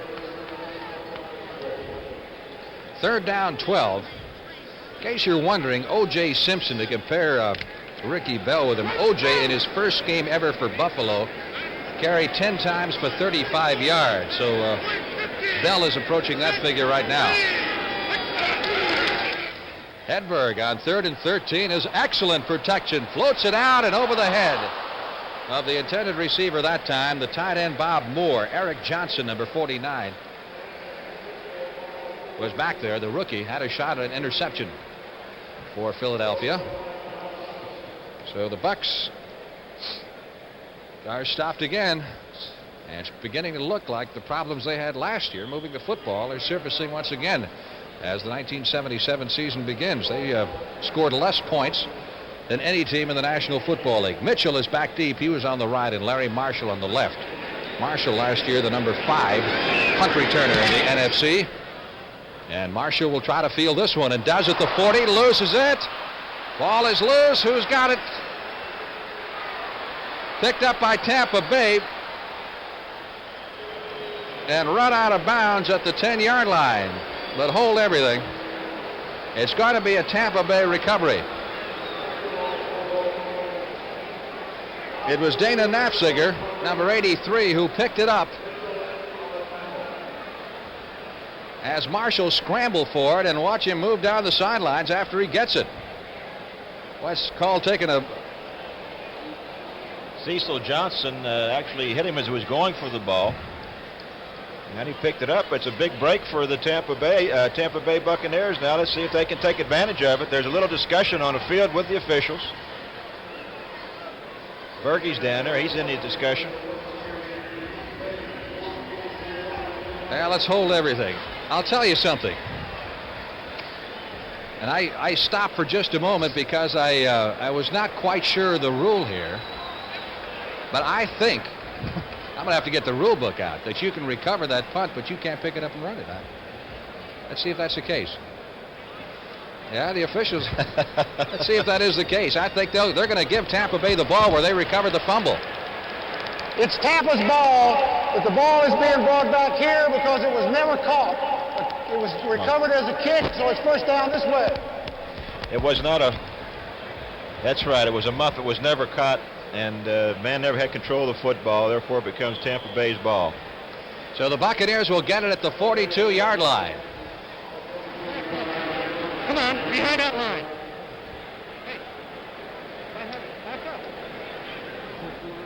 Well, Red Cash and the referee talking to players on both sides. I think Red has forgotten to switch his mic off, so we may hear something that we shouldn't hear. Could make it interesting. Ball is at the 42-yard line of the Eagles. The recovery stands, but the run back doesn't.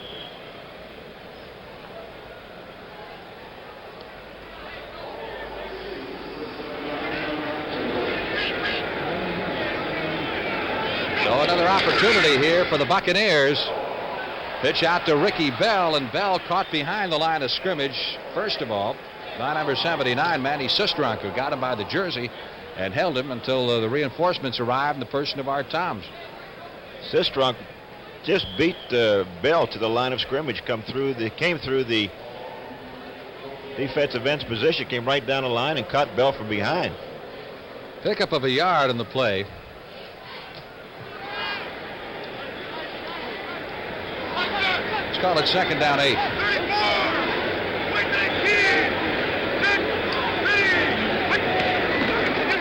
Hedberg looking right, then left, then finally firing it to Ricky Bell inside the 30.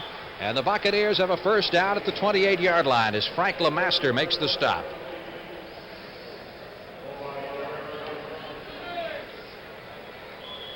Morris Owens was apparently his original target, but the Eagles had him well in tow. So Hedberg, displaying a lot of cool, went to the alternate receiver. Let's take a look at Owens over there. He was covered fairly well. He going to his alternate receiver, Ricky Bell, picking up the first down. Good play by Hedberg. First and 10 from the 29. It's Ricky Bell. Bell found an opening, still on his feet inside the 20, down to the 15-yard line. Ricky Bell almost breaking loose and showing why he was such a great running back at USC. And Ricky's coming into this game, by the way, with some ankle problems. Had a bad ankle, but he's hanging in there. It's good job bunning number 95 on the tackle. Let's watch it from our end zone cameras. It's a little pitch to Bell. Some good blocking by number 43. Williams out in front. Breaks the tackle right there. Good balance and good strong leg drive by Ricky Bell is the reason he gets where he is. So Ricky well above now O.J. Simpson's figure in his first game as a pro, as Ricky has surpassed the 50-yard mark in rushing. First down at the 11-yard line. Again, it's Ricky Bell. Got a yard this time to the 10 as the Eagles weren't fooled. That was a draw play, Frank. They used that against the Baltimore Colts last week on the same situation down around the goal line. But they scored on it with Ricky Bell making a fine run. Tampa Bay hopes to avoid all the injury problems they had last year. They wound up with 17 players on injured reserve, which is absolutely unbelievable. Had 12 knee injuries on that ball club, and only once did they start the same offensive line 2 weeks in a row. Ricky Bell went out here, and we got Anthony Davis now. Second and 9. Here's Davis to the 10, to the 5. Boy, you talk about quickness. He showed a little there. Davis, is a rookie now for the third year in a row. Once in the World Football League, once in the Canadian League, and now in the NFL. They must feel that Davis has better speed to the outside than what Bell does. To me, it's pretty much of a toss-up. I would guess that Bell is more of a fullback type runner, a strong leg drive, as we saw in the play previous. And that Davis is the scat back type, Frank, to the outside stuff. Ball is at the 6-yard line, third down. The Buccaneers need to reach the 1 to pick up the first down.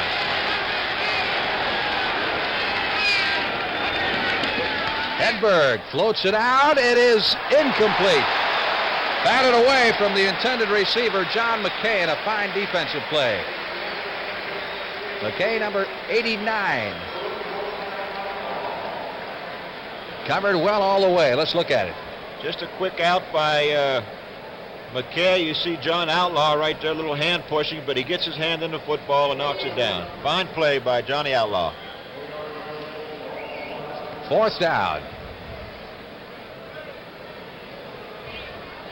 Green will attempt the field goal from the 12-yard line, make it a 22-yard effort. The man who beat out George Hunt, the former Giant, and Derek Smethers, who of course came down with an injury. And it is up, and it is through. So Tampa Bay has scored its first points in the 1977 season on the 22-yard field goal by Dave Green to make it a 7-3 game.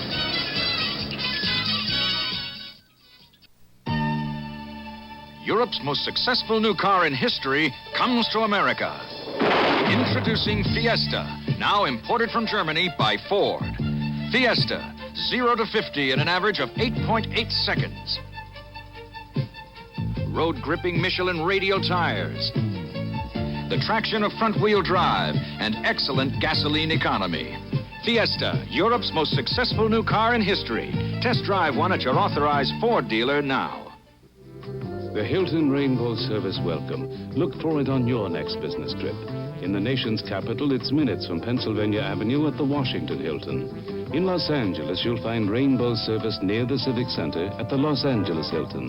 While in San Francisco, it's just a cable car ride from almost anywhere. Hilton Rainbow Service. You'll find it at the heart of every Hilton, in the heart of most every city. Let the Hilton rainbow brighten your day. There's the two opposing coaches, John McKay on the left and Dick Vermeil on the right. Dave Green preparing to kick off. Marshall is deep, so is Wilbert Montgomery. Marshall, the workhorse, out to the 10, 15, 20, and dropped at the 23-yard line. Jack Novak, number 80, for the Buccaneers. Good coverage that time by Tampa Bay. Eagles have put it in play at their 24-yard line, leading by a score of 7-3.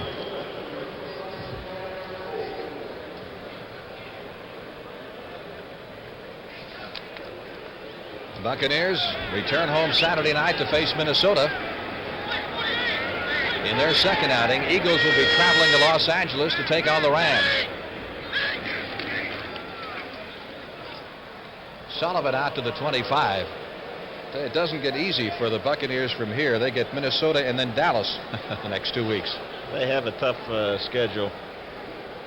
Most things are running true to form. Philadelphia still staying on the ground. There you see the scoring drive, 7 plays, total yardage 37. Time elapsed 3:38.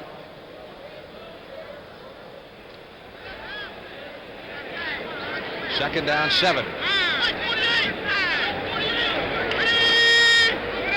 Eagles moving from their 27-yard line.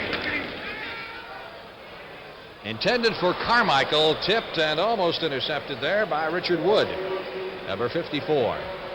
Wood is the only linebacker, starting linebacker, that the Buccaneers have with any experience. He was with the Jets for a couple of years. The other 3 are either rookies or playing in that position. for the first time. Jaworski trying to throw the quick slant into that three-man rush and 4 linebackers. You've got to really hit that hole with that ball, Frank. That time, linebacker was in there, got a hand up and popped it up in the air. 3rd down, 7.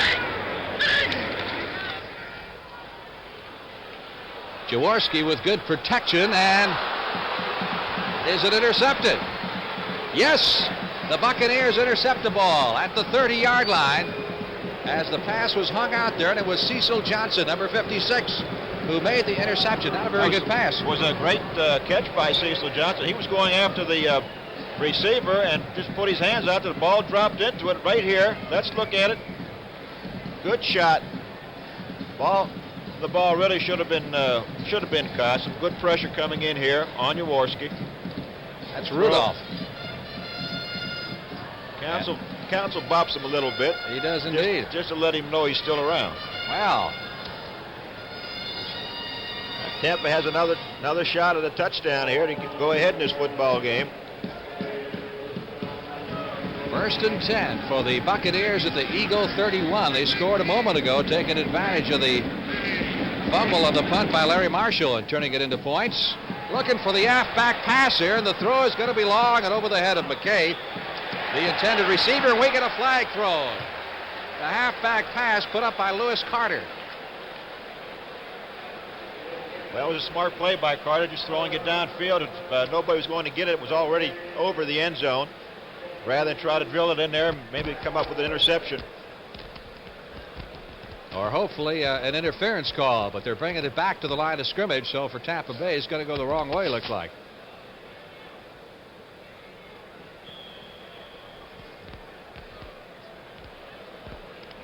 Well, the ball is at the 31-yard line. They're indicating 2nd down and no penalty. They did drop the flag in the end zone. Well, there was a flag down, or maybe it may have been dropped inadvertently. Now the fans are booing. They thought that perhaps McKay interfered with their man. Here's Carter. Carter was the leading rusher last year for the Buccaneers. Relegated to backup duty this year with the advent of Ricky Bell and Anthony Davis. Bunting and Berge making the stop. Here's a 3rd quarter score for you. Dolphins over Buffalo. Greasy playing with glasses, I understand, huh? Yes, he is. He had the eye problems with his contact lens, weren't focusing right, so they decided to try the eyeglasses, and evidently they are paying off. Detroit 7 and Chicago 14 in the 2nd period. 3rd down, 7. Our score, the Eagles 7, the Buccaneers 3. Bucks threatening at the 28-yard line of Philadelphia, and Randy Hedberg over the middle, and he completes the pass, and that's good for a 1st down. Number 81, Isaac Higgins, making the reception for Tampa Bay, but there's a marker down, and it's going to be wiped out by a holding call. Well, those are the kind of things you just hate to see with a new expansion football team. A fine throw that time by Hedberg to Higgins, who made a good reception. Good protection. And I guess he had good protection because they were holding. That probably does make a difference. Well, we'll see who this one's against as we listen to the referee, Red Cashin. Holding, number 86, Tampa. Bob Moore, the tight end. That's a big break for the Philadelphia Eagles. That moves it back 10 to the 38-yard line. It's now 3rd down, 17. Packers and the Saints are in the 1st quarter. Look at Green Bay. It was New Orleans had the great preseason. And the Packers had their problems, but they've jumped 2 touchdowns in front. Ricky Bell, the only setback. His passing formation. Hedberg flushed out of the pocket. Still looking. Oh, he's in big trouble. That will be intentional grounding. Not much question about that. Intentional grounding against Randy Hedberg, who tried to dump it to avoid being tossed for what would amount to about a 20-yard loss. He was dropped for a 22-yard loss. He's frustrated right there after throwing the ball very well the play before. Now we're coming up. He was forced out of the pocket, but I don't know that he had to get out quite as soon as he did. Now he's moving around, look, a la Fran Tarkington. And he just throws the football away. It's 4th down anyway, so he's a loss of down and yardage, and opening up a punting situation for the Buccaneers. So the Bucs will punt it away. The loss on the penalty amounted to about what Hedberg would have sustained had he been trapped. 4th down and 32.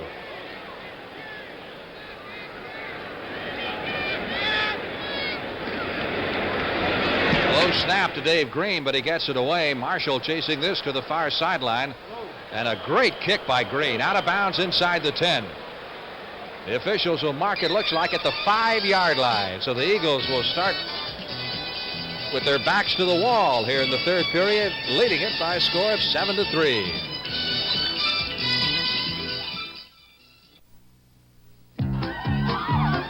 All across our land, people know our brand. You can trust AC. Thanks, AC. Spark Plugs by AC. We'll help you smile throughout the miles. You can trust AC. Thanks, AC. Spark Plugs by AC. So when you want to go, we're the name to know. You can trust AC. Thanks, AC. Spark Plugs by AC. Firing spark plugs by Thanks, AC. AC. We played great as a team. I operated the offense. And I directed the defense. And now we both drink light beer from Miller. Not just because it tastes great, but also because it's got 1/3 less calories than their regular beer. It's less filling. Hey, bartender, 2 more lights here. What's it all mean, Casey? Simple, Sam. If you want to keep up with the Joneses, you better drink light beer. Light beer from Miller. Everything you always wanted in a beer, and less.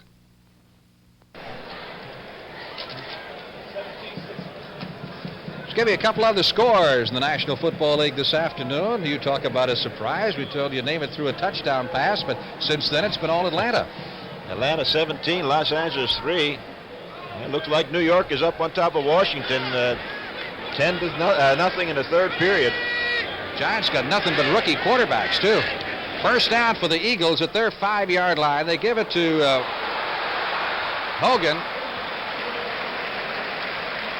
A lot of fancy footwork there, getting out across the 10 to about the 12. Mark Cotney, number 33, making the stop. It's good running by Hogan. For you young kids watching the ball game, is reason never to quit running. These things do happen. He bounced back away from the hole and picked up some good yardage. On that New York-Washington ball game, we had a 30-yard interception by George E. Martin to put the Giants on top 7-0, and then a 22-yard field goal. Put them 10-0 in the 3rd period. 2nd down, 2. Sullivan driving for the 1st down. And if everything is in order, he should have it at the 16-yard line. Dave Pear coming up to make the stop.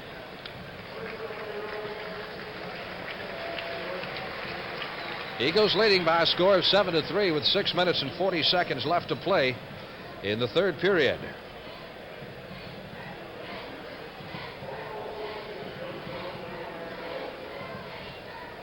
Hogan averaging better than 5 yards a carry thus far. Played his college football at Tennessee Chattanooga.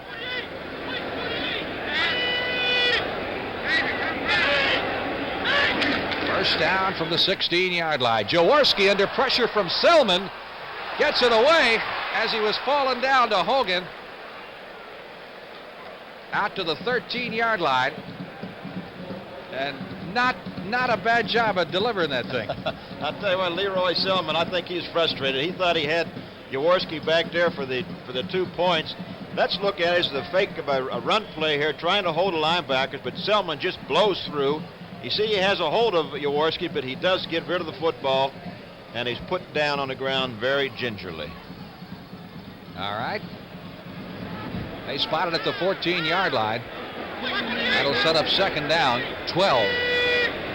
Needed for the Eagles.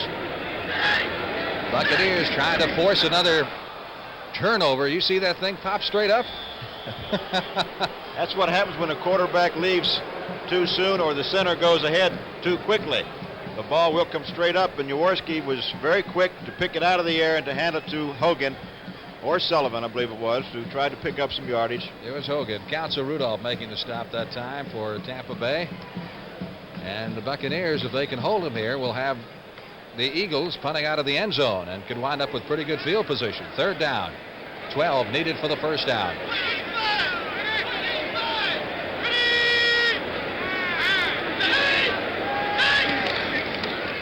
Ron Jaworski, good protection. Trying to drill Charlie Smith. Pass interference flags all over the place. And will go against number 40, Mike Washington, the defensive back of the Buccaneers. It was a good call by the officials standing right there. The ball was right on target, and Washington really never had a chance of knocking the ball down. He was really interfering with the receiver before the ball got to him. Well, that's a costly situation for Tampa Bay because they would have had him backed up pretty good. Now they've got the first down out of the 31. That deserves another look. As you see Jaworski going back. Good protection this time for Jaworski. A fine throw. You see Washington made contact prior to the ball getting there. First down. Eagles at their 31-yard line.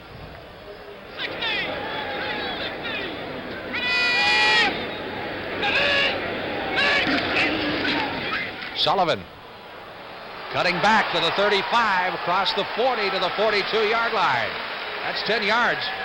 David Lewis, number 57, second-round draft choice for the Buccaneers from Southern Cal, made the stop. Here's an update on you on Cleveland-Cincinnati. You thought the Bengals were strong this year? I don't know. This is going to be the day of the upset, huh? That sure is. Cleveland 13, Cincinnati 3 in the third period. I'm not believing some of these scores. Well, that Atlanta score surprised me. First and 10. Eagles at their 42-yard line. 4 minutes left in the third period. Philadelphia 7.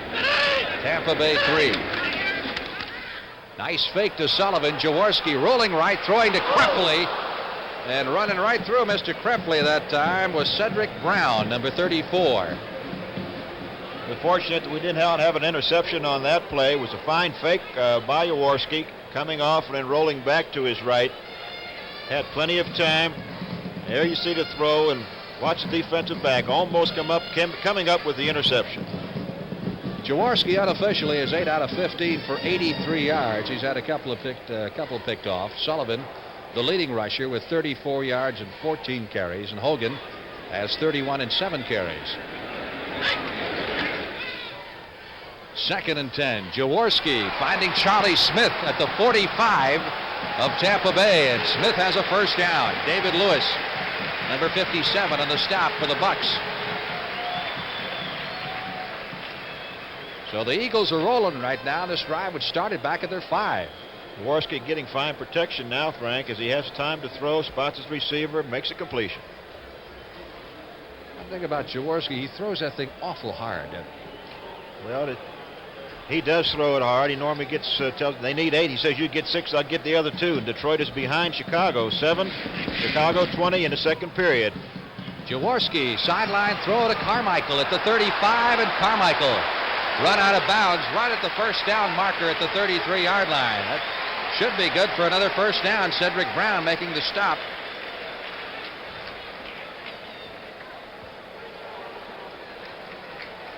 Just a little quick out to Carmichael. As you see, Carmichael picking the pass off. There's two missed tackles right there.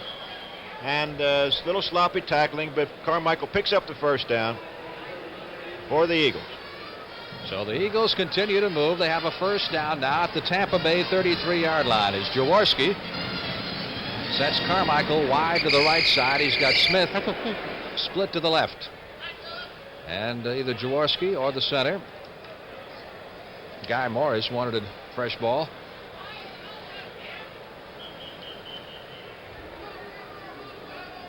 Leading receiver for Jaworski has been Krepley, who has caught 3 for 60 yards.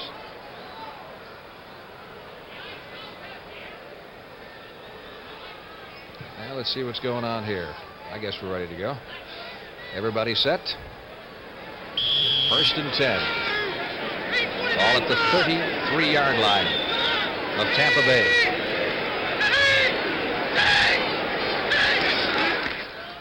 Hogan to the 25 and down to the 23, and that's good for another 10.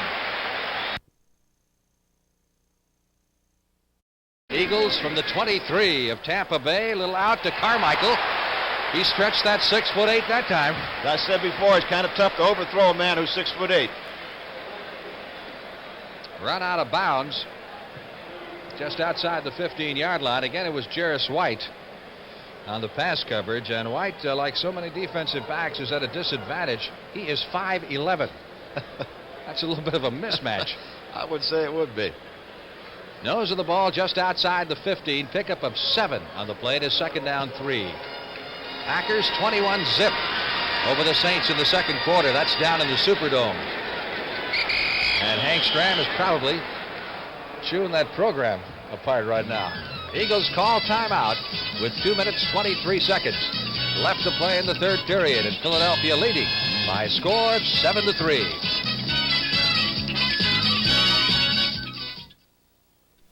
I drive a Ford pickup because my daddy told me they're built tough. Right, Daddy? Right, and I bought a Ford pickup because my daddy told me they were built tough. Right, Daddy? Yep, and I drive a Ford pickup because my daddy told me they were built tough. Right, Daddy? That's right, yeah. My daddy came to Texas in a covered wagon. I had to learn about Fords on my own. I'm a smart old bird, ain't I? Of all Ford trucks registered over the last 12 years, 93 out of 100 are still on the job. Alcoa can't wait.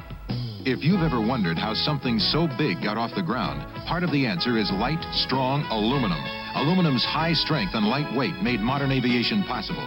Aluminum is important to most forms of transportation because taking the weight off planes and trucks, and now cars, saves fuel. Aluminum in transportation can be an energy saver today. We can't wait for tomorrow. Alcoa can't wait.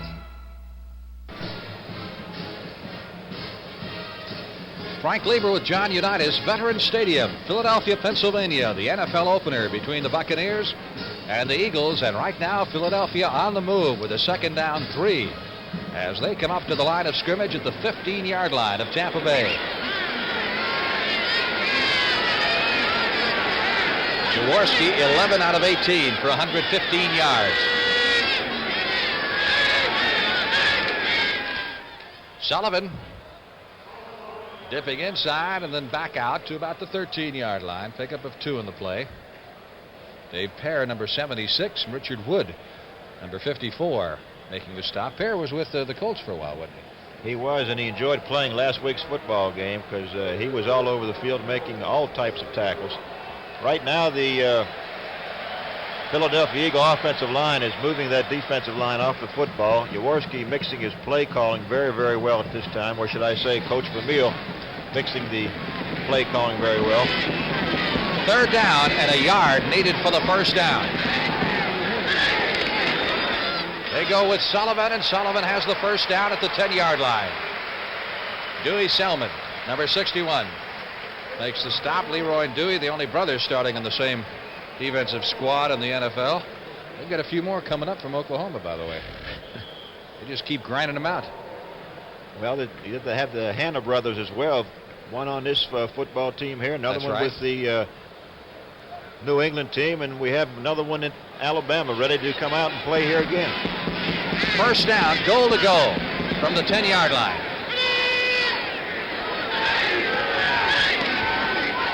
Jaworski looking right, tried to go back left, and then was pinned. Council Rudolph, number 78, the first to arrive on the scene, with an assist from Johnson, number 56. Big play for the Bucs. Let's watch the rush by Council Rudolph here as Jaworski looks once, and that's the only time he has, as Cecil Johnson, 56, and Rudolph both in there on the tackle. Good pass rush. Loss on the play back to the 17-yard line. 2nd and goal to go from that point. Hogan has now picked up 42 yards on the ground and 8 carries. Sullivan is 39 and 16.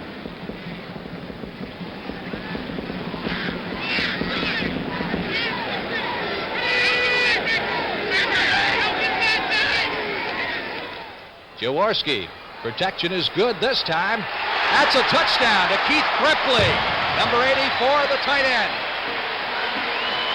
Shoestring catch by Krepley as Jaworski got excellent pass protection and just drilled him over the middle. Let's look at the protection and the throw. Krepley making a fine reception in the end zone of a Jaworski pass. Not much pass rush by the Buccaneers. There's the throw, a fine throw and a fine catch by Krepley.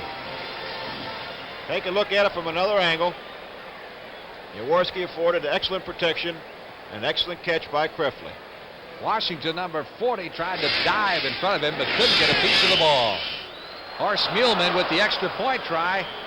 Hit the post and came back. No good.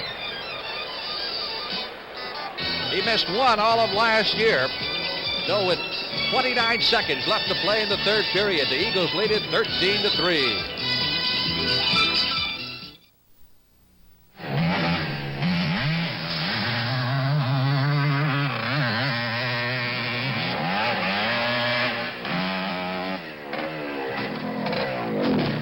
I'm gonna keep on doing that till I get it right. Yeah, I work hard and I play hard, and I use new STP gas treatment. You just pump it in your tank and it goes to work cleaning your carburetor. I take good care of my wheels on account of I'm cheap. I bet you are too. Try it. Here's a few tips on how to get out of an airport fast. 1. Join the #1 club and reserve a car with Hertz. 2. Have your license and credit card ready, because Hertz will be ready for you. Just sign and go. 3. Need directions? Ask Hertz. They know the shortest routes. Nobody can get you out of an airport faster. Nobody can get you out of an airport faster. Go, Juice! Go! Rent a Ford from Hertz. A superstar in rent-a-car. Ride. Muehlman ready to kick off. I don't know if he got a bad hold or what on that extra point try, but he never really got into it. Anthony Davis deep at the 3. AD out to the 15, 20, 25. A very distinctive running style. He's down at the 28. Davis, I understand, had a little talk with Coach McKay here about a week ago. Thought perhaps he ought to be playing a little bit more, as some people do who sit on the bench. But I think they got that all ironed out. They ironed that out last week. I was down in Tampa with the Baltimore Colt ball game, and Anthony was walking out of the office at that time. He was kind of a little upset, I guess, is the right phraseology, that he wasn't playing more, and he went in to discuss it with the head coach. But they ironed it out, Frank. 1st and 10 at the 29-yard line. Hedberg back to throw it. Under pressure. Really pressured that time by Charlie Johnson. And Hedberg is down. That's all they need, is to lose another quarterback. Hedberg thus far has hit 4 out of 14 for a total of 30 yards. Their backup now is Jeb Blunt. There's a look at it. Just watch the pressure that's put on right there. It was a screen, supposed to be a screen pass out there, but never developed, as Hedberg was knocked down, and he's... Take a look at it from the end zone here. Looked like maybe he just hit hard and got winded, huh? Well, it doesn't look like his head hit the ground there. I don't whether he may have knocked himself a little silly or not, but he's down on the floor of the stadium at this point. Their backup, as we said, is Jeb Blunt. He's coming on the field right now, 6'3", 200, and a rookie out of Tulsa. Jeb spent a little time with the Raiders, never played much, but you know, with the connection that the Raiders and the Buccaneers have with Ron Wolf being the former Raider, they've got a pretty good pipeline back and forth, just like McKay does with Southern Cal. They've got as many former Southern Cal players, 7, as they do former Oakland Raider players, total of 7. Hedberg walked off under his own power, so he should be back in the ball game. 2nd and 10 following the incompleted forward pass. Here's Blunt. Swings it out to Williams, and Williams carries to the 33-yard line. Williams started 10 games last season, and that is tops among the Buccaneer running backs. And there is the gun. That is the end of the third quarter with the score, the Eagles 13 and the Bucs 3. We now pause for a word from your local station. When a mysterious sneak thief strikes, the Fitzpatricks rally to the challenge. Don't miss this new drama series, Tuesday night on CBS.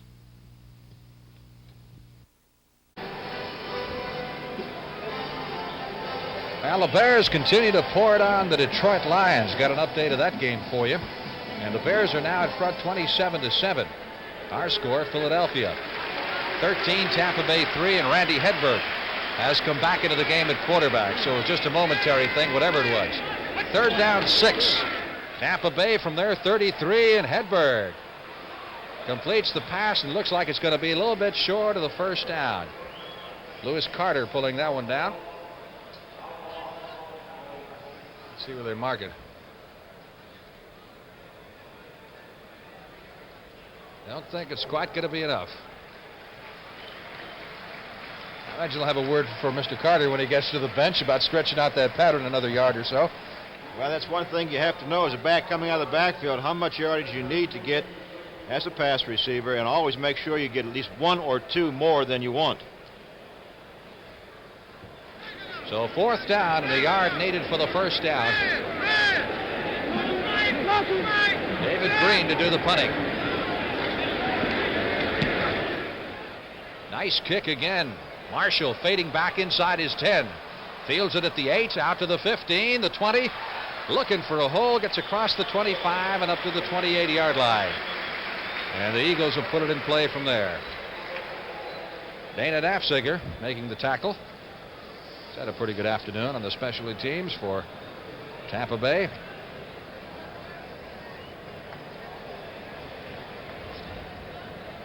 Buccaneers having their problems. They were last in offense last year in the league. Scored only 125 points, averaging 9 points per game. Yeah, the Buccaneers have a chance this year to set a record. The longest Number 83. losing streak in NFL history. Offense down the field too soon. Declined. First down.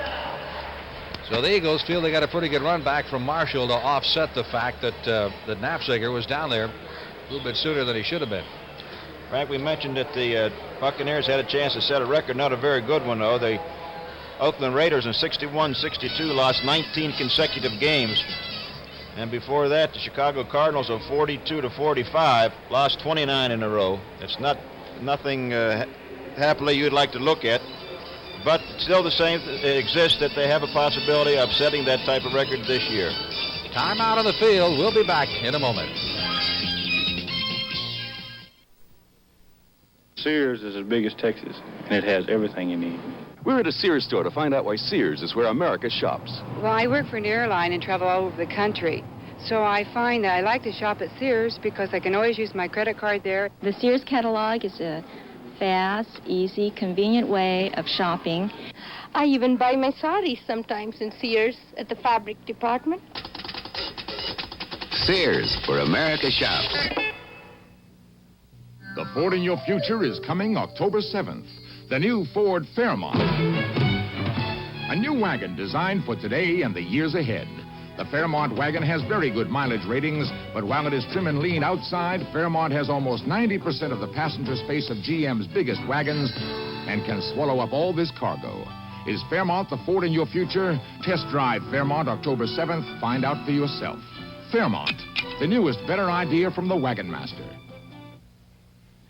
Betty White sees red when a blind date for her ex-husband leads to a blossoming romance. Join the laughter tomorrow at 9, 8 Central and Mountain. Frank Lieber with John Unitas in Philadelphia. Eagles ball 1st and 10 at their 30-yard line. They lead it 13-3. Ron Jaworski has gone all the way with the exception of one play in which Roman Gabriel came in and threw a pass completion.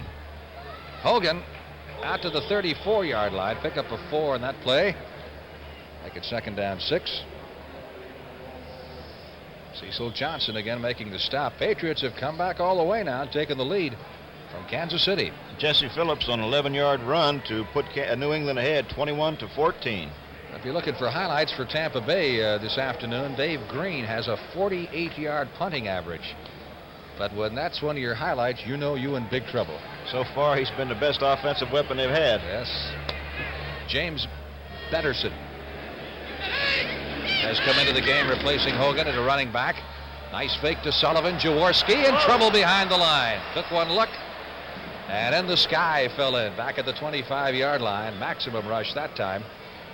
Put on by the Tampa Bay Buccaneers. And again, it was Mr. Leroy Selman, number 63, leading the charge, along with Brother Dewey. Little family reunion. I'll meet you at the quarterback. Well, he had plenty of time to throw. It was just excellent coverage by the Buccaneers secondary there. As you saw, Selman put Jaworski down. 3rd down. 12 needed for the first down for the Eagles at their 28-yard line.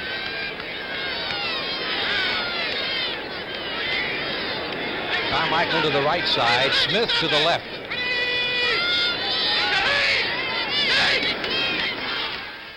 Quick throw intended for Carmichael, and if you throw it to him, man, he's 6'8". Don't make him reach down. Throw it up. Make him reach up, right? Get it up high. Keep that ball in there. Jaworski coming off the field looked like maybe it slipped out of his hand, but again, that's that quick slant. Carmichael had it. Jaworski just did not get the football to him. Carmichael's caught 214 over the last 4 seasons, the most of any wide receiver in the NFL in that period.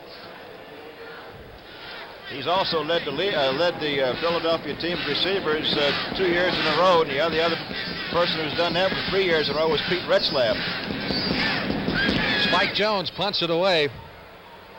Going to be Reese at the 35, across the 40 to the 45-yard line. Once again, a reminder of what's coming up this weekend for you on CBS, the Trenton 150. For you auto racing aficionados, the Indy-type cars, and folks like Mario Andretti and Tom Sneva and Al Unser and Janet Guthrie will be on end. You ever watch the Indy 500? I'm going to try to, Frank. It's a lot of fun. Huh? I think the most exciting part of it is when they say drivers get into your cars. No, it's drivers, it's gentlemen start your engines, John. Something like that. You're just taking some of the glamour out of it there. Here's Hedberg. Nice fake. Lost the ball. Let's see if it's ruled a fumble or a forward pass. I think they are ruling that he was in the motion, and it will go as an incompletion. So Tampa Bay gets a break there. Well, you've watched this guy now for a game and almost 3 quarters. What's your assessment of young Mr. Hedberg? I think Mr. Hedberg right now has a long way to go.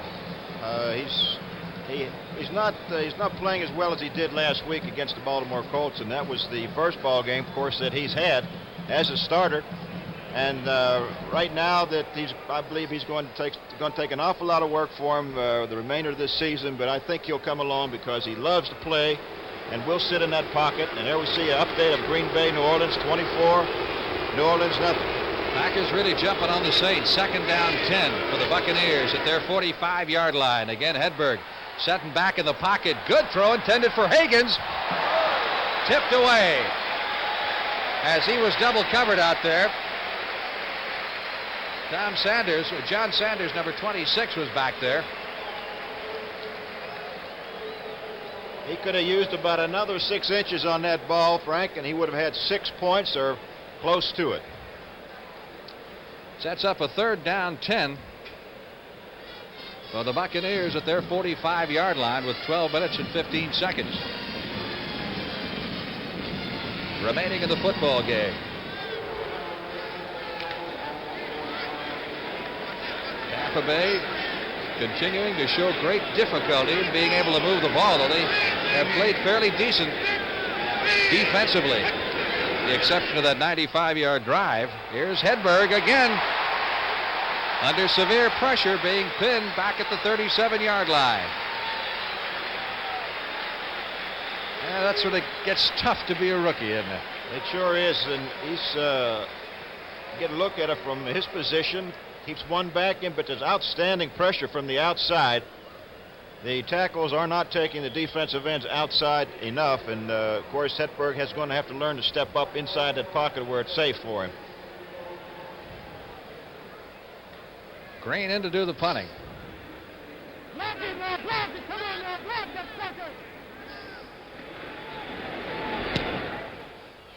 Eagles playing return all the way. Larry Marshall at the 15-yard line, 20, 25, 30. Flag down as he gets to the 35. Believe that will be a clip against Philadelphia. Got a Buccaneer who's getting up a little bit slowly. Oh, he's going to be all right. There's Cedric Brown. He will remain in the game. 47 yards on that kick by Green, so he's staying right in that 47, 48-yard area, average-wise.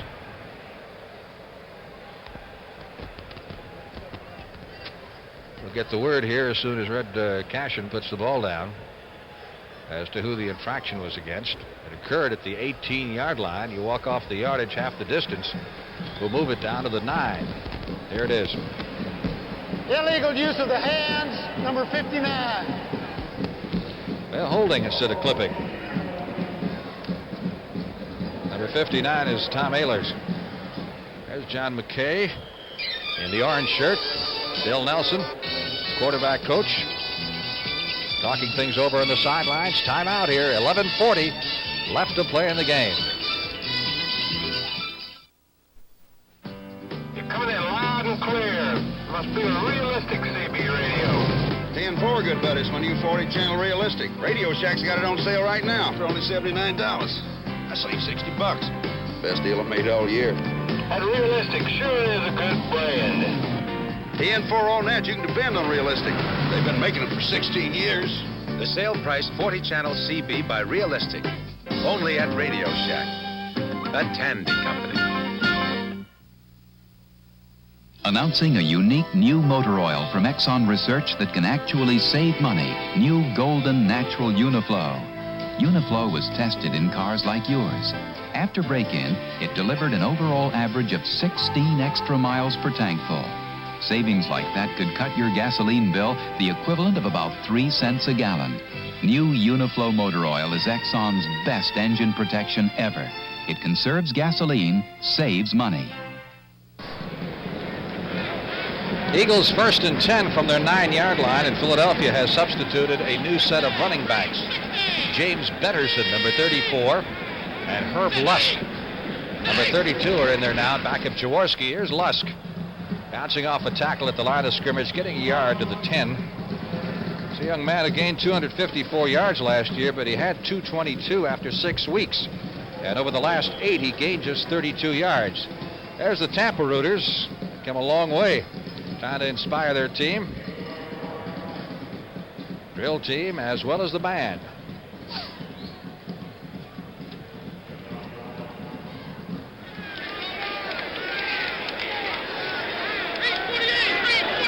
Second down, 9.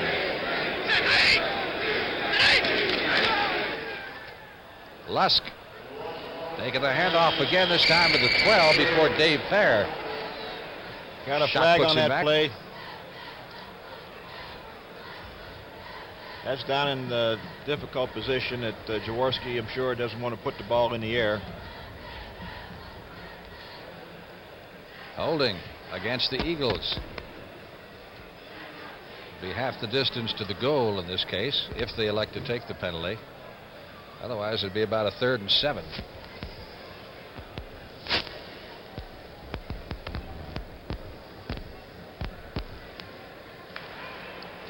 Holding, number 64, Philadelphia, declined. The holding call going against Ed George, the Eagle tackle. So they'll take the down instead. That'll set up 3rd down. And 7 needed for the 1st down.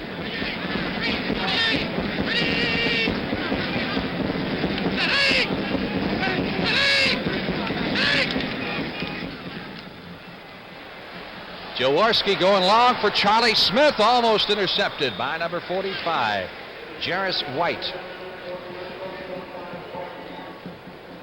That was a change-up for Jaworski. I thought he would be going for the possession-type pass rather than the long pass. He just threw that ball up in the air and almost came up with the interception. Now the Buccaneers have a chance to gain some pretty good field position here because Philadelphia, Spike Jones will be punting from out of the end zone. See if they can't get a good rush on Spike Jones here. Possibly go for the block. Reese and Higgins are the deep men.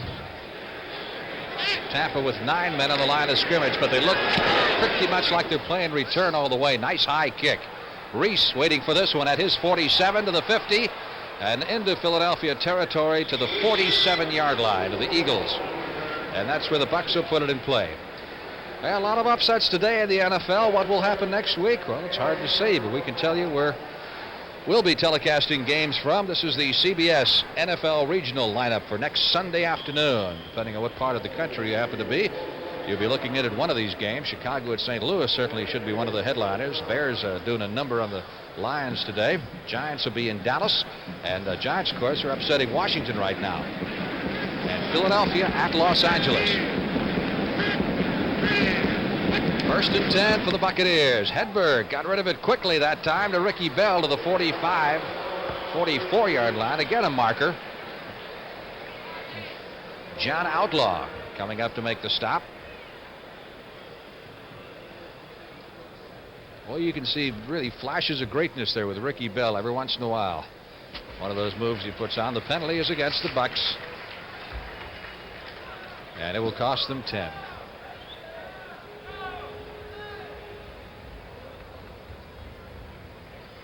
Johnny Outlaw coming off the field seems to have hurt his ankle or his knee.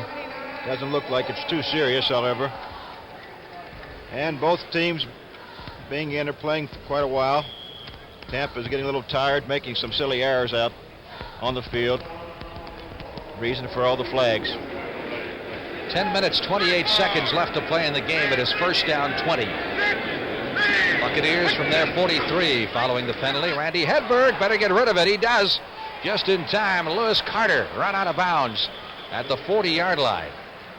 Big rush that time by number 79 of the Philadelphia Eagles, Manny Sistrunk, who had his paw in Hedberg's face and forced him to deliver it a little bit early. Berge making the tackle. It's Bill Nelson conferring with John McKay.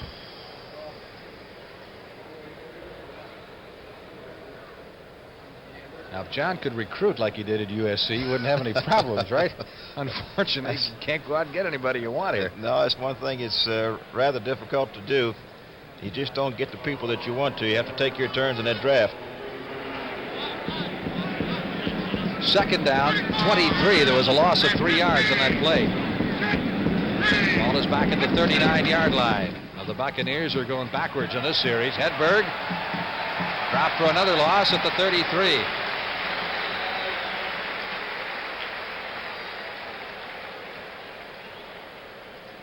Randy Logan, number 41. Pressure in this rookie now, shooting in defensive backs and everything else. They're throwing everything at him. They had good pressure on him, making him run with the football, moving him up inside. He's going to have to draw a screen, set up regular screens to get a little bit more protection. All right, John, what do you call in 3rd and 29? 3rd and 29, I don't know, but I don't want it. Hedberg's got number 81, Isaac Higgins, out to the left side. Scott Owens off to the right. He's going to try to get it. Going down long. Throwing a rainbow out there for Owens. I would say that would have to be just a little bit of luck on the part of the Eagle defensive back. Owens had his man beat down there, and the ball was just underthrown slightly. Had it been out there about another foot or so, I think we'd had a completion and at least a 1st down. I don't think the defensive back, Edwards, was even looking at the ball here. He just got there just luckily at the right time. He sure did. It was a fine play by him, but he almost had a real good completion. And that's 2 now that we've had almost connecting on for the Buccaneers.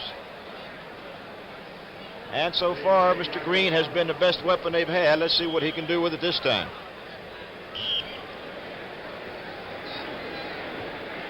$61,549 in attendance here at Veterans Stadium in Philadelphia. That's just about capacity. There's a few vacant seats in the far upper reaches here, but not many.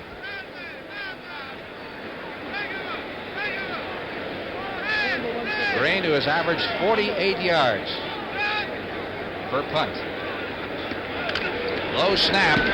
Eagles again playing return all the way, and Marshall, who's had a busy afternoon, flags this one down at the 27, 35, 40, and up to the 43-yard line. Pretty good run back. This young man was drafted, a very low-round draft choice originally by Kansas City, found his way to Philadelphia, and he's been one of the best kick returners in the NFL. We'll be back in just a moment.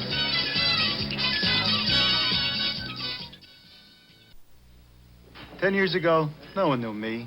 I was part of the famous no-name defense. Then we built our reputation by being fast. Now, I don't want to lose that. I drink light beer from Miller because it doesn't fill me up, has a third less calories than a regular beer, and it tastes great. Now everyone knows me. Hey, I know you. You're, Nick Bonacani. No, that's not it. Light beer from Miller. Everything you always wanted in a beer, and less. Want to cut your fuel bills? Whether your house is new or old, put insulation everywhere. It can save you money. Your attic. You need a 6 to 12-inch blanket of pink Owens Corning fiberglass. Walls, full insulation. Unheated crawl space, insulate below the floor. Live where it's cold, insulate basement walls. See your Owens Corning fiberglass supplier to learn all about insulation. Insulation is cheaper than oil. Redskins, who trailed at one point 10-0 in that game, have now moved out ahead of the New York Giants up at Giant Stadium 14-10. 14-10. Riggins on a 3-yard pass from Kilmer to put the Washingtons ahead. 14, Giants 10. Here's Jaworski looking right, then deciding to go left. The big Harold Carmichael at the 45-yard line. When all is said and done, he'll wind up gaining maybe about 3 yards or so on that particular play. Mike Washington shoving him out of bounds. There's the Eagle bench. There's the signals being sent in. Everybody's going to the hand signal business like, huh? Yeah, it seems to me you get somebody sharp that can steal signals, and there are clubs, I bet, that do that. They'll figure out your pattern and they'll steal your signals, just like they do in baseball. Well, it's a possibility to do that. Of course, the quarterback always has the last shot at the line of scrimmage to change it. 2nd down, 6. Eagles from their 48, trying to get outside is Hogan. He carries to the 49-yard line, picked up a yard in the play, and again it was Washington who made the stop. Hogan, who led the Eagles in rushing last year despite missing several games. It's John McKay. Said the Eagles have real problems not having a draft. They didn't have a pick this year until the 5th round, and next year they're minus their 1st and 2nd as part of the Bill Berge deal. They're still paying Cincinnati for that. Berge cost him 2 number 1s and a number 2. 3rd down, 5. Eagles at their 48. Jaworski dialing Carmichael's number, and Washington has him well covered. Mr. Carmichael said, "How about it, ref?" No, he turned open. Jaworski didn't get to him quickly enough, and the coverage was there. It deserves a look from our end zone cameras. You see Jaworski hesitate to the throw to Carmichael, but the linebacker and the defensive back right in there knocked the ball clean. Never hurts to ask, though. No, it never does. Spike Jones to do the punting. Reese is deep along with Higgins.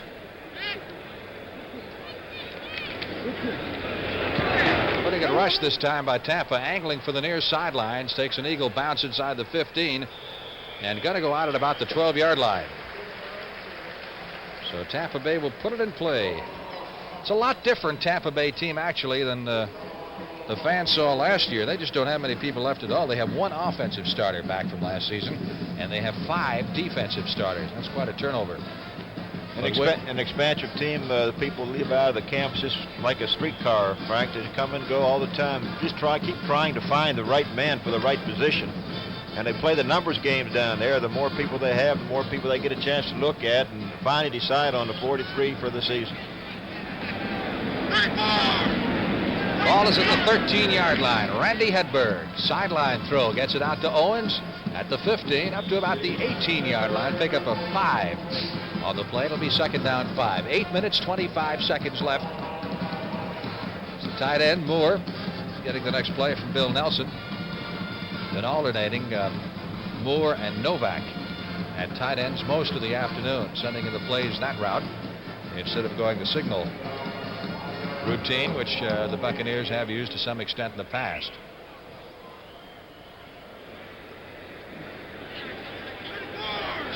Second down, 5. Bucks from their 18. Hedberg again with the sideline throw. This time to John McCain. It's good for the 1st down at the 26-yard line. Well, he's starting to throw the football now. Of course, it's just the quick outs, but that's what's there. If it's there, you take it and take it until they stop it. And then you have to go to something else. But now he's been able to pick up a 1st down on 2 straight passes. And let's see what Coach Nelson comes up with this next time. He's got Novak coming in and Hagens. 1st and 10. Buccaneers at their 26-yard line. They trail 13-3 with 8 minutes and 20 seconds remaining. Hedberg is 8 out of 21 for 45 yards. Looks left, looks right, and goes long. He's got Owens if he can reach him, but he's out of bounds with the throw. Owens had his man by 2 or 3 steps. He had Randy Logan beat, really streaking down that far sideline, but the ball was thrown out of bounds. Got a penalty, though. It's going to be holding against Tampa. Well, they've been guilty of that at least twice today that I know of, and both times on long passes, which takes just a little longer to throw the football than normal ones do. He had him open, just threw the ball out of bounds. Ricky Bell unofficially has rushed for 53 yards and 15 carries. Not a bad outing for his first game. Hedberg 8 for 22 for 45 yards. Not a good day for the young quarterback. Holding against the Bucks. Ball will now be placed at the 16-yard line. It'll be 1st down and 20.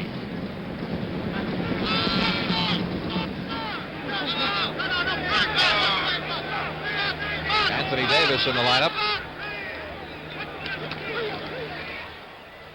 Hedberg drops it off.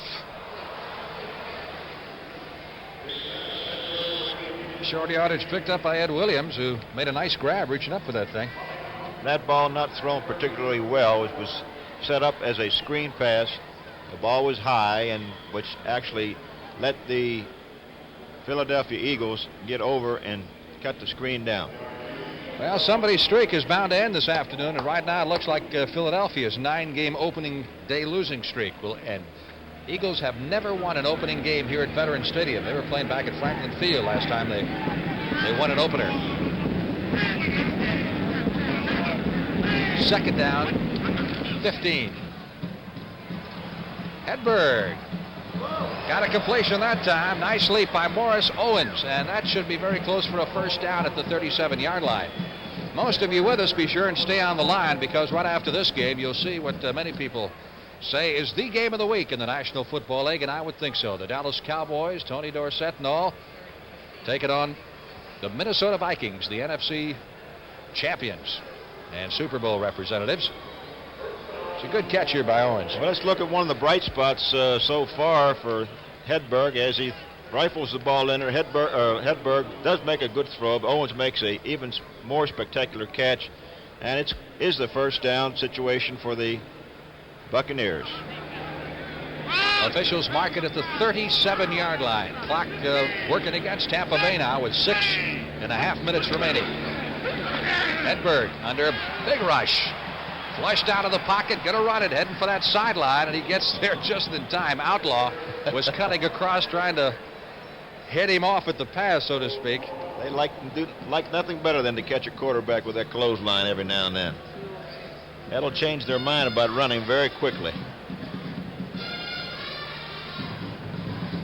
He took it out to the 40-yard line, picked up 3 on the play. It'll be 2nd down, 7. What do you like in that Cowboy-Viking game? I like the Cowboys. You saw them against Pittsburgh. I saw them against Pittsburgh. They look real strong. They look strong defensively. And Staubach's coming back. Anthony Davis out to the 47-yard line. That'll be close for another 1st down for Tampa Bay. You know, the last time Minnesota lost a home game was against the Cowboys in that playoff game where Staubach hit Pearson on that miraculous pass several seasons ago. Right, I was there with that one, and he just put the ball up there and made a fantastic catch, and then just kind of trotted into the end zone. 3rd down. Buccaneers need about a yard for the 1st down. There's the book on Randy Hedberg.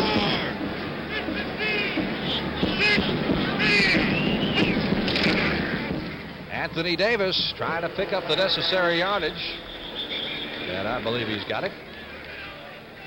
Ball just short of the 50-yard line. Randy Logan making the stop. Nothing fancy on that play, Frank. Just a straight-ahead power off the right tackle with putting everyone in front of him and trying to get the crack in the defensive line and go for the first down. I believe at this rate, the Eagles would almost be content to let Tampa move down the field because the way they're going is going to take them another 5 minutes to score. Got our first final of the afternoon for you. Miami shut out the Buffalo Bills and O.J. Simpson, 13-zip. Our score, 13-3. Eagles leading. Hedberg under pressure from that 3-4. Trying to deliver the football to Ed Williams across the middle. And he was being pursued by Bill Berge, number 66. Had him come across the field. Looked like he was wide open. Whether the ball was too far in front of Williams is one thing. Well, it looked like it just bounced right through his arms. Tampa Bay. Make sure of those type of throws. That's right. Tampa Bay's next start, keep in mind, against Minnesota Saturday night. It'll be their home opener. And the Eagles in Los Angeles against the Rams next Sunday. Hedberg pinned back at the 39-yard line. So that 3-4, the Eagles applying a lot of pressure. And here is a final score. The Redskins have rallied from a 10-0 deficit and have beaten the Giants 17-10. It was Lem Burnham that time, number 67, who penetrated. Mark Mosley hit a 51-yard field goal in that ball game for the Washington Redskins.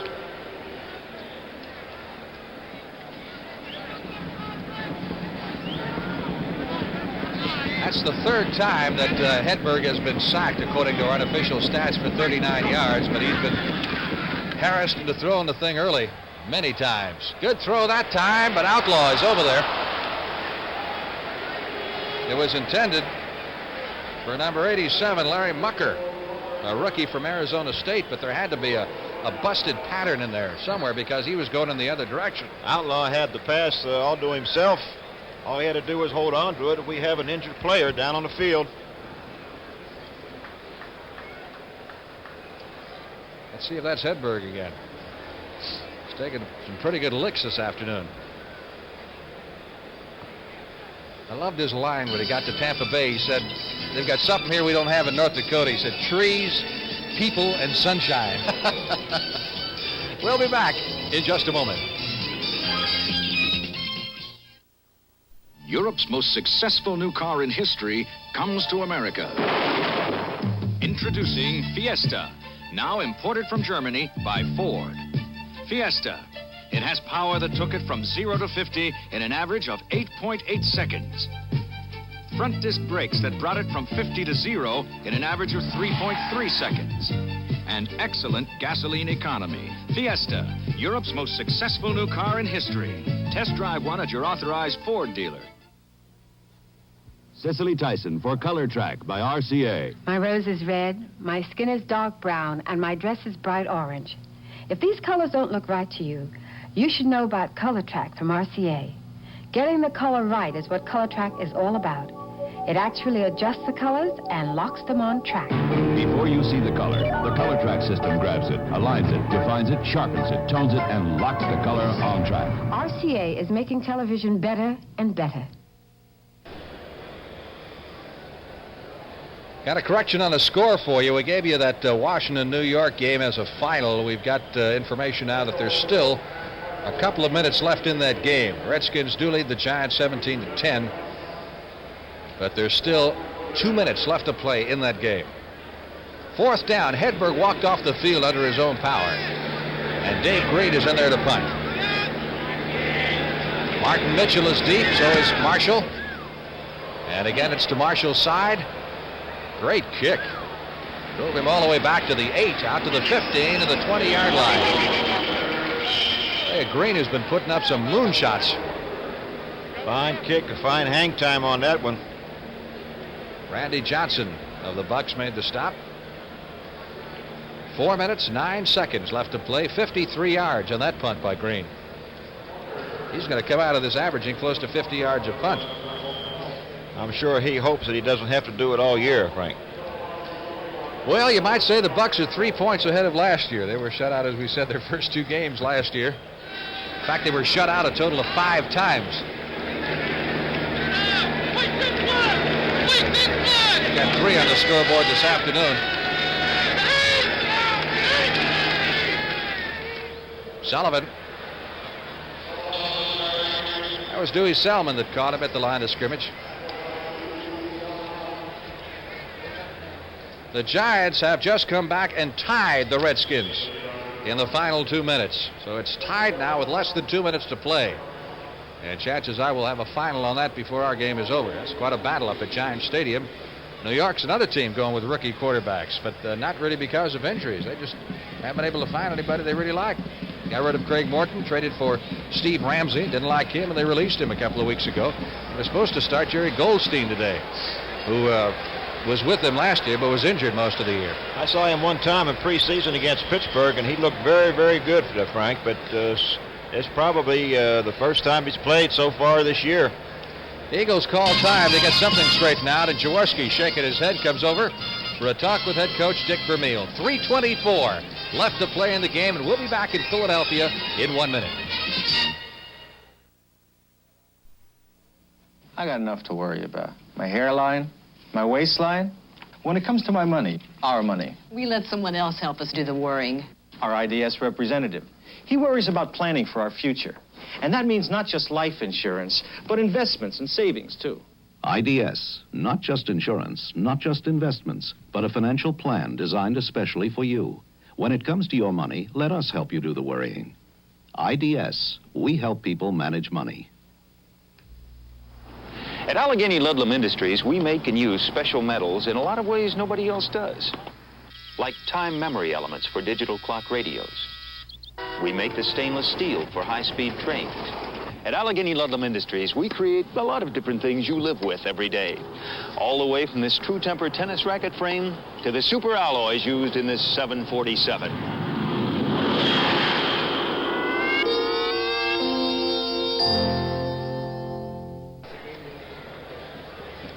Eagles with the football, 2nd down 9. They have it at their 21-yard line with 3:24 left to play in the game, and they're sitting on a 13-3 lead. Sullivan and Hogan are the setbacks. Tom Sullivan carrying out to the 25-yard line. Counsel Rudolph making the stop. Eagles have just one timeout left. Some good run play by Sullivan in the line, digging his feet, trying to get as much yard as he can. You can be sure that the Philadelphia Eagles are going to try to maintain control of the football, eat up the clock, and not let the Tampa Bay Buccaneers get the football again. 3rd down, and the Eagles need 2 for the first down with the ball at their 28-yard line, and now Tampa's going to call time. So again, Jaworski heads over to the sidelines.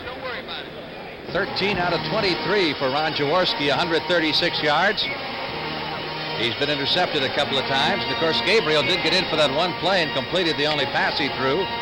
And Jeb Blunt, the backup quarterback to Hedberg, got in for one play and completed the only pass he threw. Although we may see Blunt in the final couple of minutes, since Hedberg was shaken up just a moment or so ago. Tampa has to stop the Eagles from getting that first down. Otherwise, I think they probably will not get the football again. The Eagles will continue to keep it on the ground. Of course, the Buccaneers are going to have to use some of the timeouts in order to try to save some time for the offense to get back in. And they're down 13-3 with 2 minutes and 53 seconds left in the football game. That's been a big disappointment, I'm sure, so far for Tampa Bay. I think coming off that Baltimore win, they felt they had an excellent chance to win this football game. Well, they were very high for that ball game last week, and I know that was a good shot in the arm for the Bucs to beat Baltimore. After all, Baltimore was the highest scoring team in their division last year. Burt Jones, one of the best young quarterbacks in the game today, did not have a good night. Both teams played well defensively, and the Buccaneers came out on top. But keep in mind, that was preseason, and this is for keeps, and it's a whole new ball game. Once the bell rings on opening day. 3rd down, 3 needed for the first down. Jaworski going to try to throw for the first down, and does to Charlie Smith at the 39-yard line. So that keeps the drive going. Jarris White bumps him out of bounds. That's a fine throw by Jaworski. It's a long throw, a fine catch. The defensive back was just playing too far off of his man, and it's a matter of pitch and catch when you get him that way. Clock continues to roll as the officials say that the White tackled Smith. He never really went out of bounds. Vince Papali, number 83, is in at a wide receiver, giving Smith a spell. Carmichael split to the left, 1st and 10 from the 39-yard line of the Philadelphia Eagles. This play will run it down to the 2-minute warning as Sullivan cuts back inside to the 45, a pickup of close to 5 on the play. And we get the 2-minute warning to both benches. Leroy Selman making the stop for the Tampa Bay Buccaneers. Our score, Philadelphia 13, Tampa Bay 3 exactly. 2 minutes left to play. America the beautiful, she's big and she's free. There's no place like her on this earth, and there'll probably never be. She's been a long time growing, and she's moving right along. Got to keep that beat a-going, like the rhythm of a song. We can't wait for tomorrow. Alcoa can't wait. We got to save the houses that speak of yesterday. We got to work the land, my friend, in a new and better way. The people at Alcoa are working every day. We will find the answers as aluminum shows the way. We can't wait for tomorrow. Alcoa can't wait.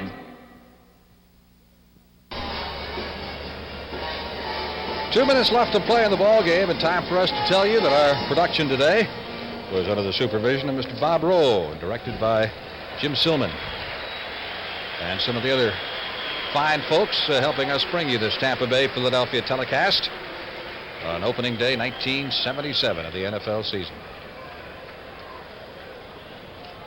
Eagles have a 2nd down. 4 needed for the 1st down. Ball is at their 45. Looking over the shoulder there for a moment at Dewey Selman. Philadelphia just keeping it on the ground. Hand it off to Sullivan. Tell Jaworski's pumped up a little bit right now. He smells that victory. He's kind of a cheerleader type anyway.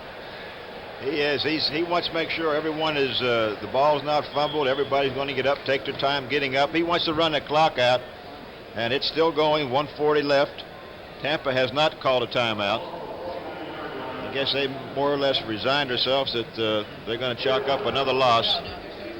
Well, in defense of the Bucs, you have to say an expansion team coming in with losing 2 veteran quarterbacks, and Barilla and Huff, and now having to rely on a rookie who really didn't expect to play as recent as 2 weeks ago. You'd have to say the odds are stacked against him, despite what they did against Baltimore last week. Quarterback sneak that time. And the officials stopped the clock with 1 minute and 13 seconds left to play. Gary Huff was practicing this week, Frank. He's one of the number 2 quarterback. He hurt his leg, a ligament, I believe, and that he's could be ready to come back and start playing in the next 2 weeks.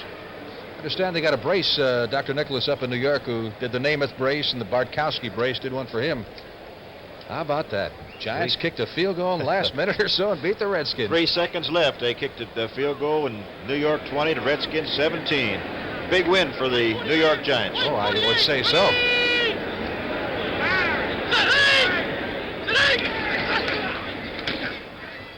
Simple little handoff to Hogan to the 49-yard line. You got to wonder, I wonder about the Redskins this year. If this is the year that they get old all of a sudden. And, of course, one game doesn't make a season, but it's got to hurt you. When you lose an opener to a team like New York, which is not figured to go anywhere. I've often wondered what would happen if George Allen decided to leave or was fired. What coach would want to take that job with not having any draft choices, maybe to about 1988? That's true, too. So, clock stopped by Tampa Bay with 33 seconds to go. It'll be 2nd and 9 for the Eagles at the 48-yard line of the Buccaneers. At Allegheny Ludlam Industries, we're in a very special business because we make and use special metals in a lot of different ways nobody else does. Like that Jacobson mower back there, it's made by one of our companies. And we make an electronic component for digital watches, too. We create a lot of different things you live with every day, all the way from this True Temper golf shaft to the stainless steel skin for this.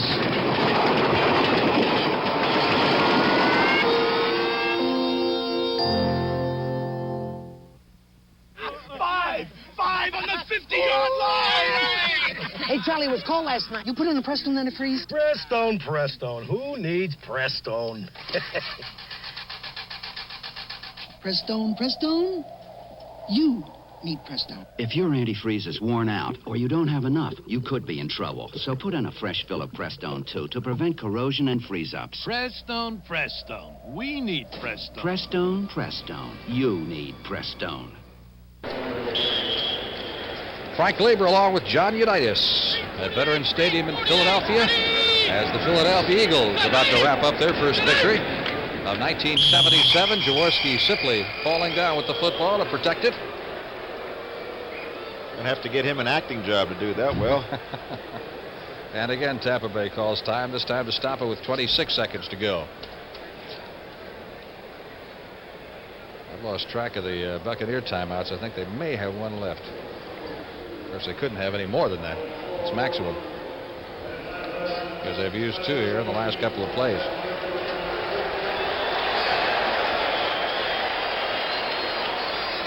Well, it's been a long time since Philadelphia has tasted victory on opening day. They've lost 9 in a row, dating back to 1967. So it'll be a big win for the Eagles as they prepare to head to Los Angeles next week. And a tough encounter with the Rams, who last we heard were being upset by Atlanta. And you know they're going to be mean if that is the case. Don't forget Dallas, Minnesota coming up on most of these stations. Cowboys and the Vikings from Bloomington. Matchup of 2 Super Bowl contenders. Get a chance to watch Ricky Bell in this one. You'll get a chance to watch Tony Dorsett in the next one, although he's not scheduled to start for Dallas. Well, I think that'll do it. That will do it. No more timeouts left for the Bucs in the final 15 seconds. Rolling away, and Tampa Bay is saddled with its 15th consecutive NFL regular season loss. And the Philadelphia fans of 61,000 will go away happy for the first time on opening day in 9 years. Final score, the Philadelphia Eagles 13, the Tampa Bay Buccaneers 3. So for Johnny Unitas, this is Frank Lieber saying so long from the Veterans Memorial Stadium in Philadelphia. Stay tuned as the NFL Today continues after this word from your local station. A woman doctor is assaulted by her patient, but she won't call in the police. That's what baffles Rafferty. Patrick McGowan stars tomorrow at 10, 9 Central and Mountain on CBS.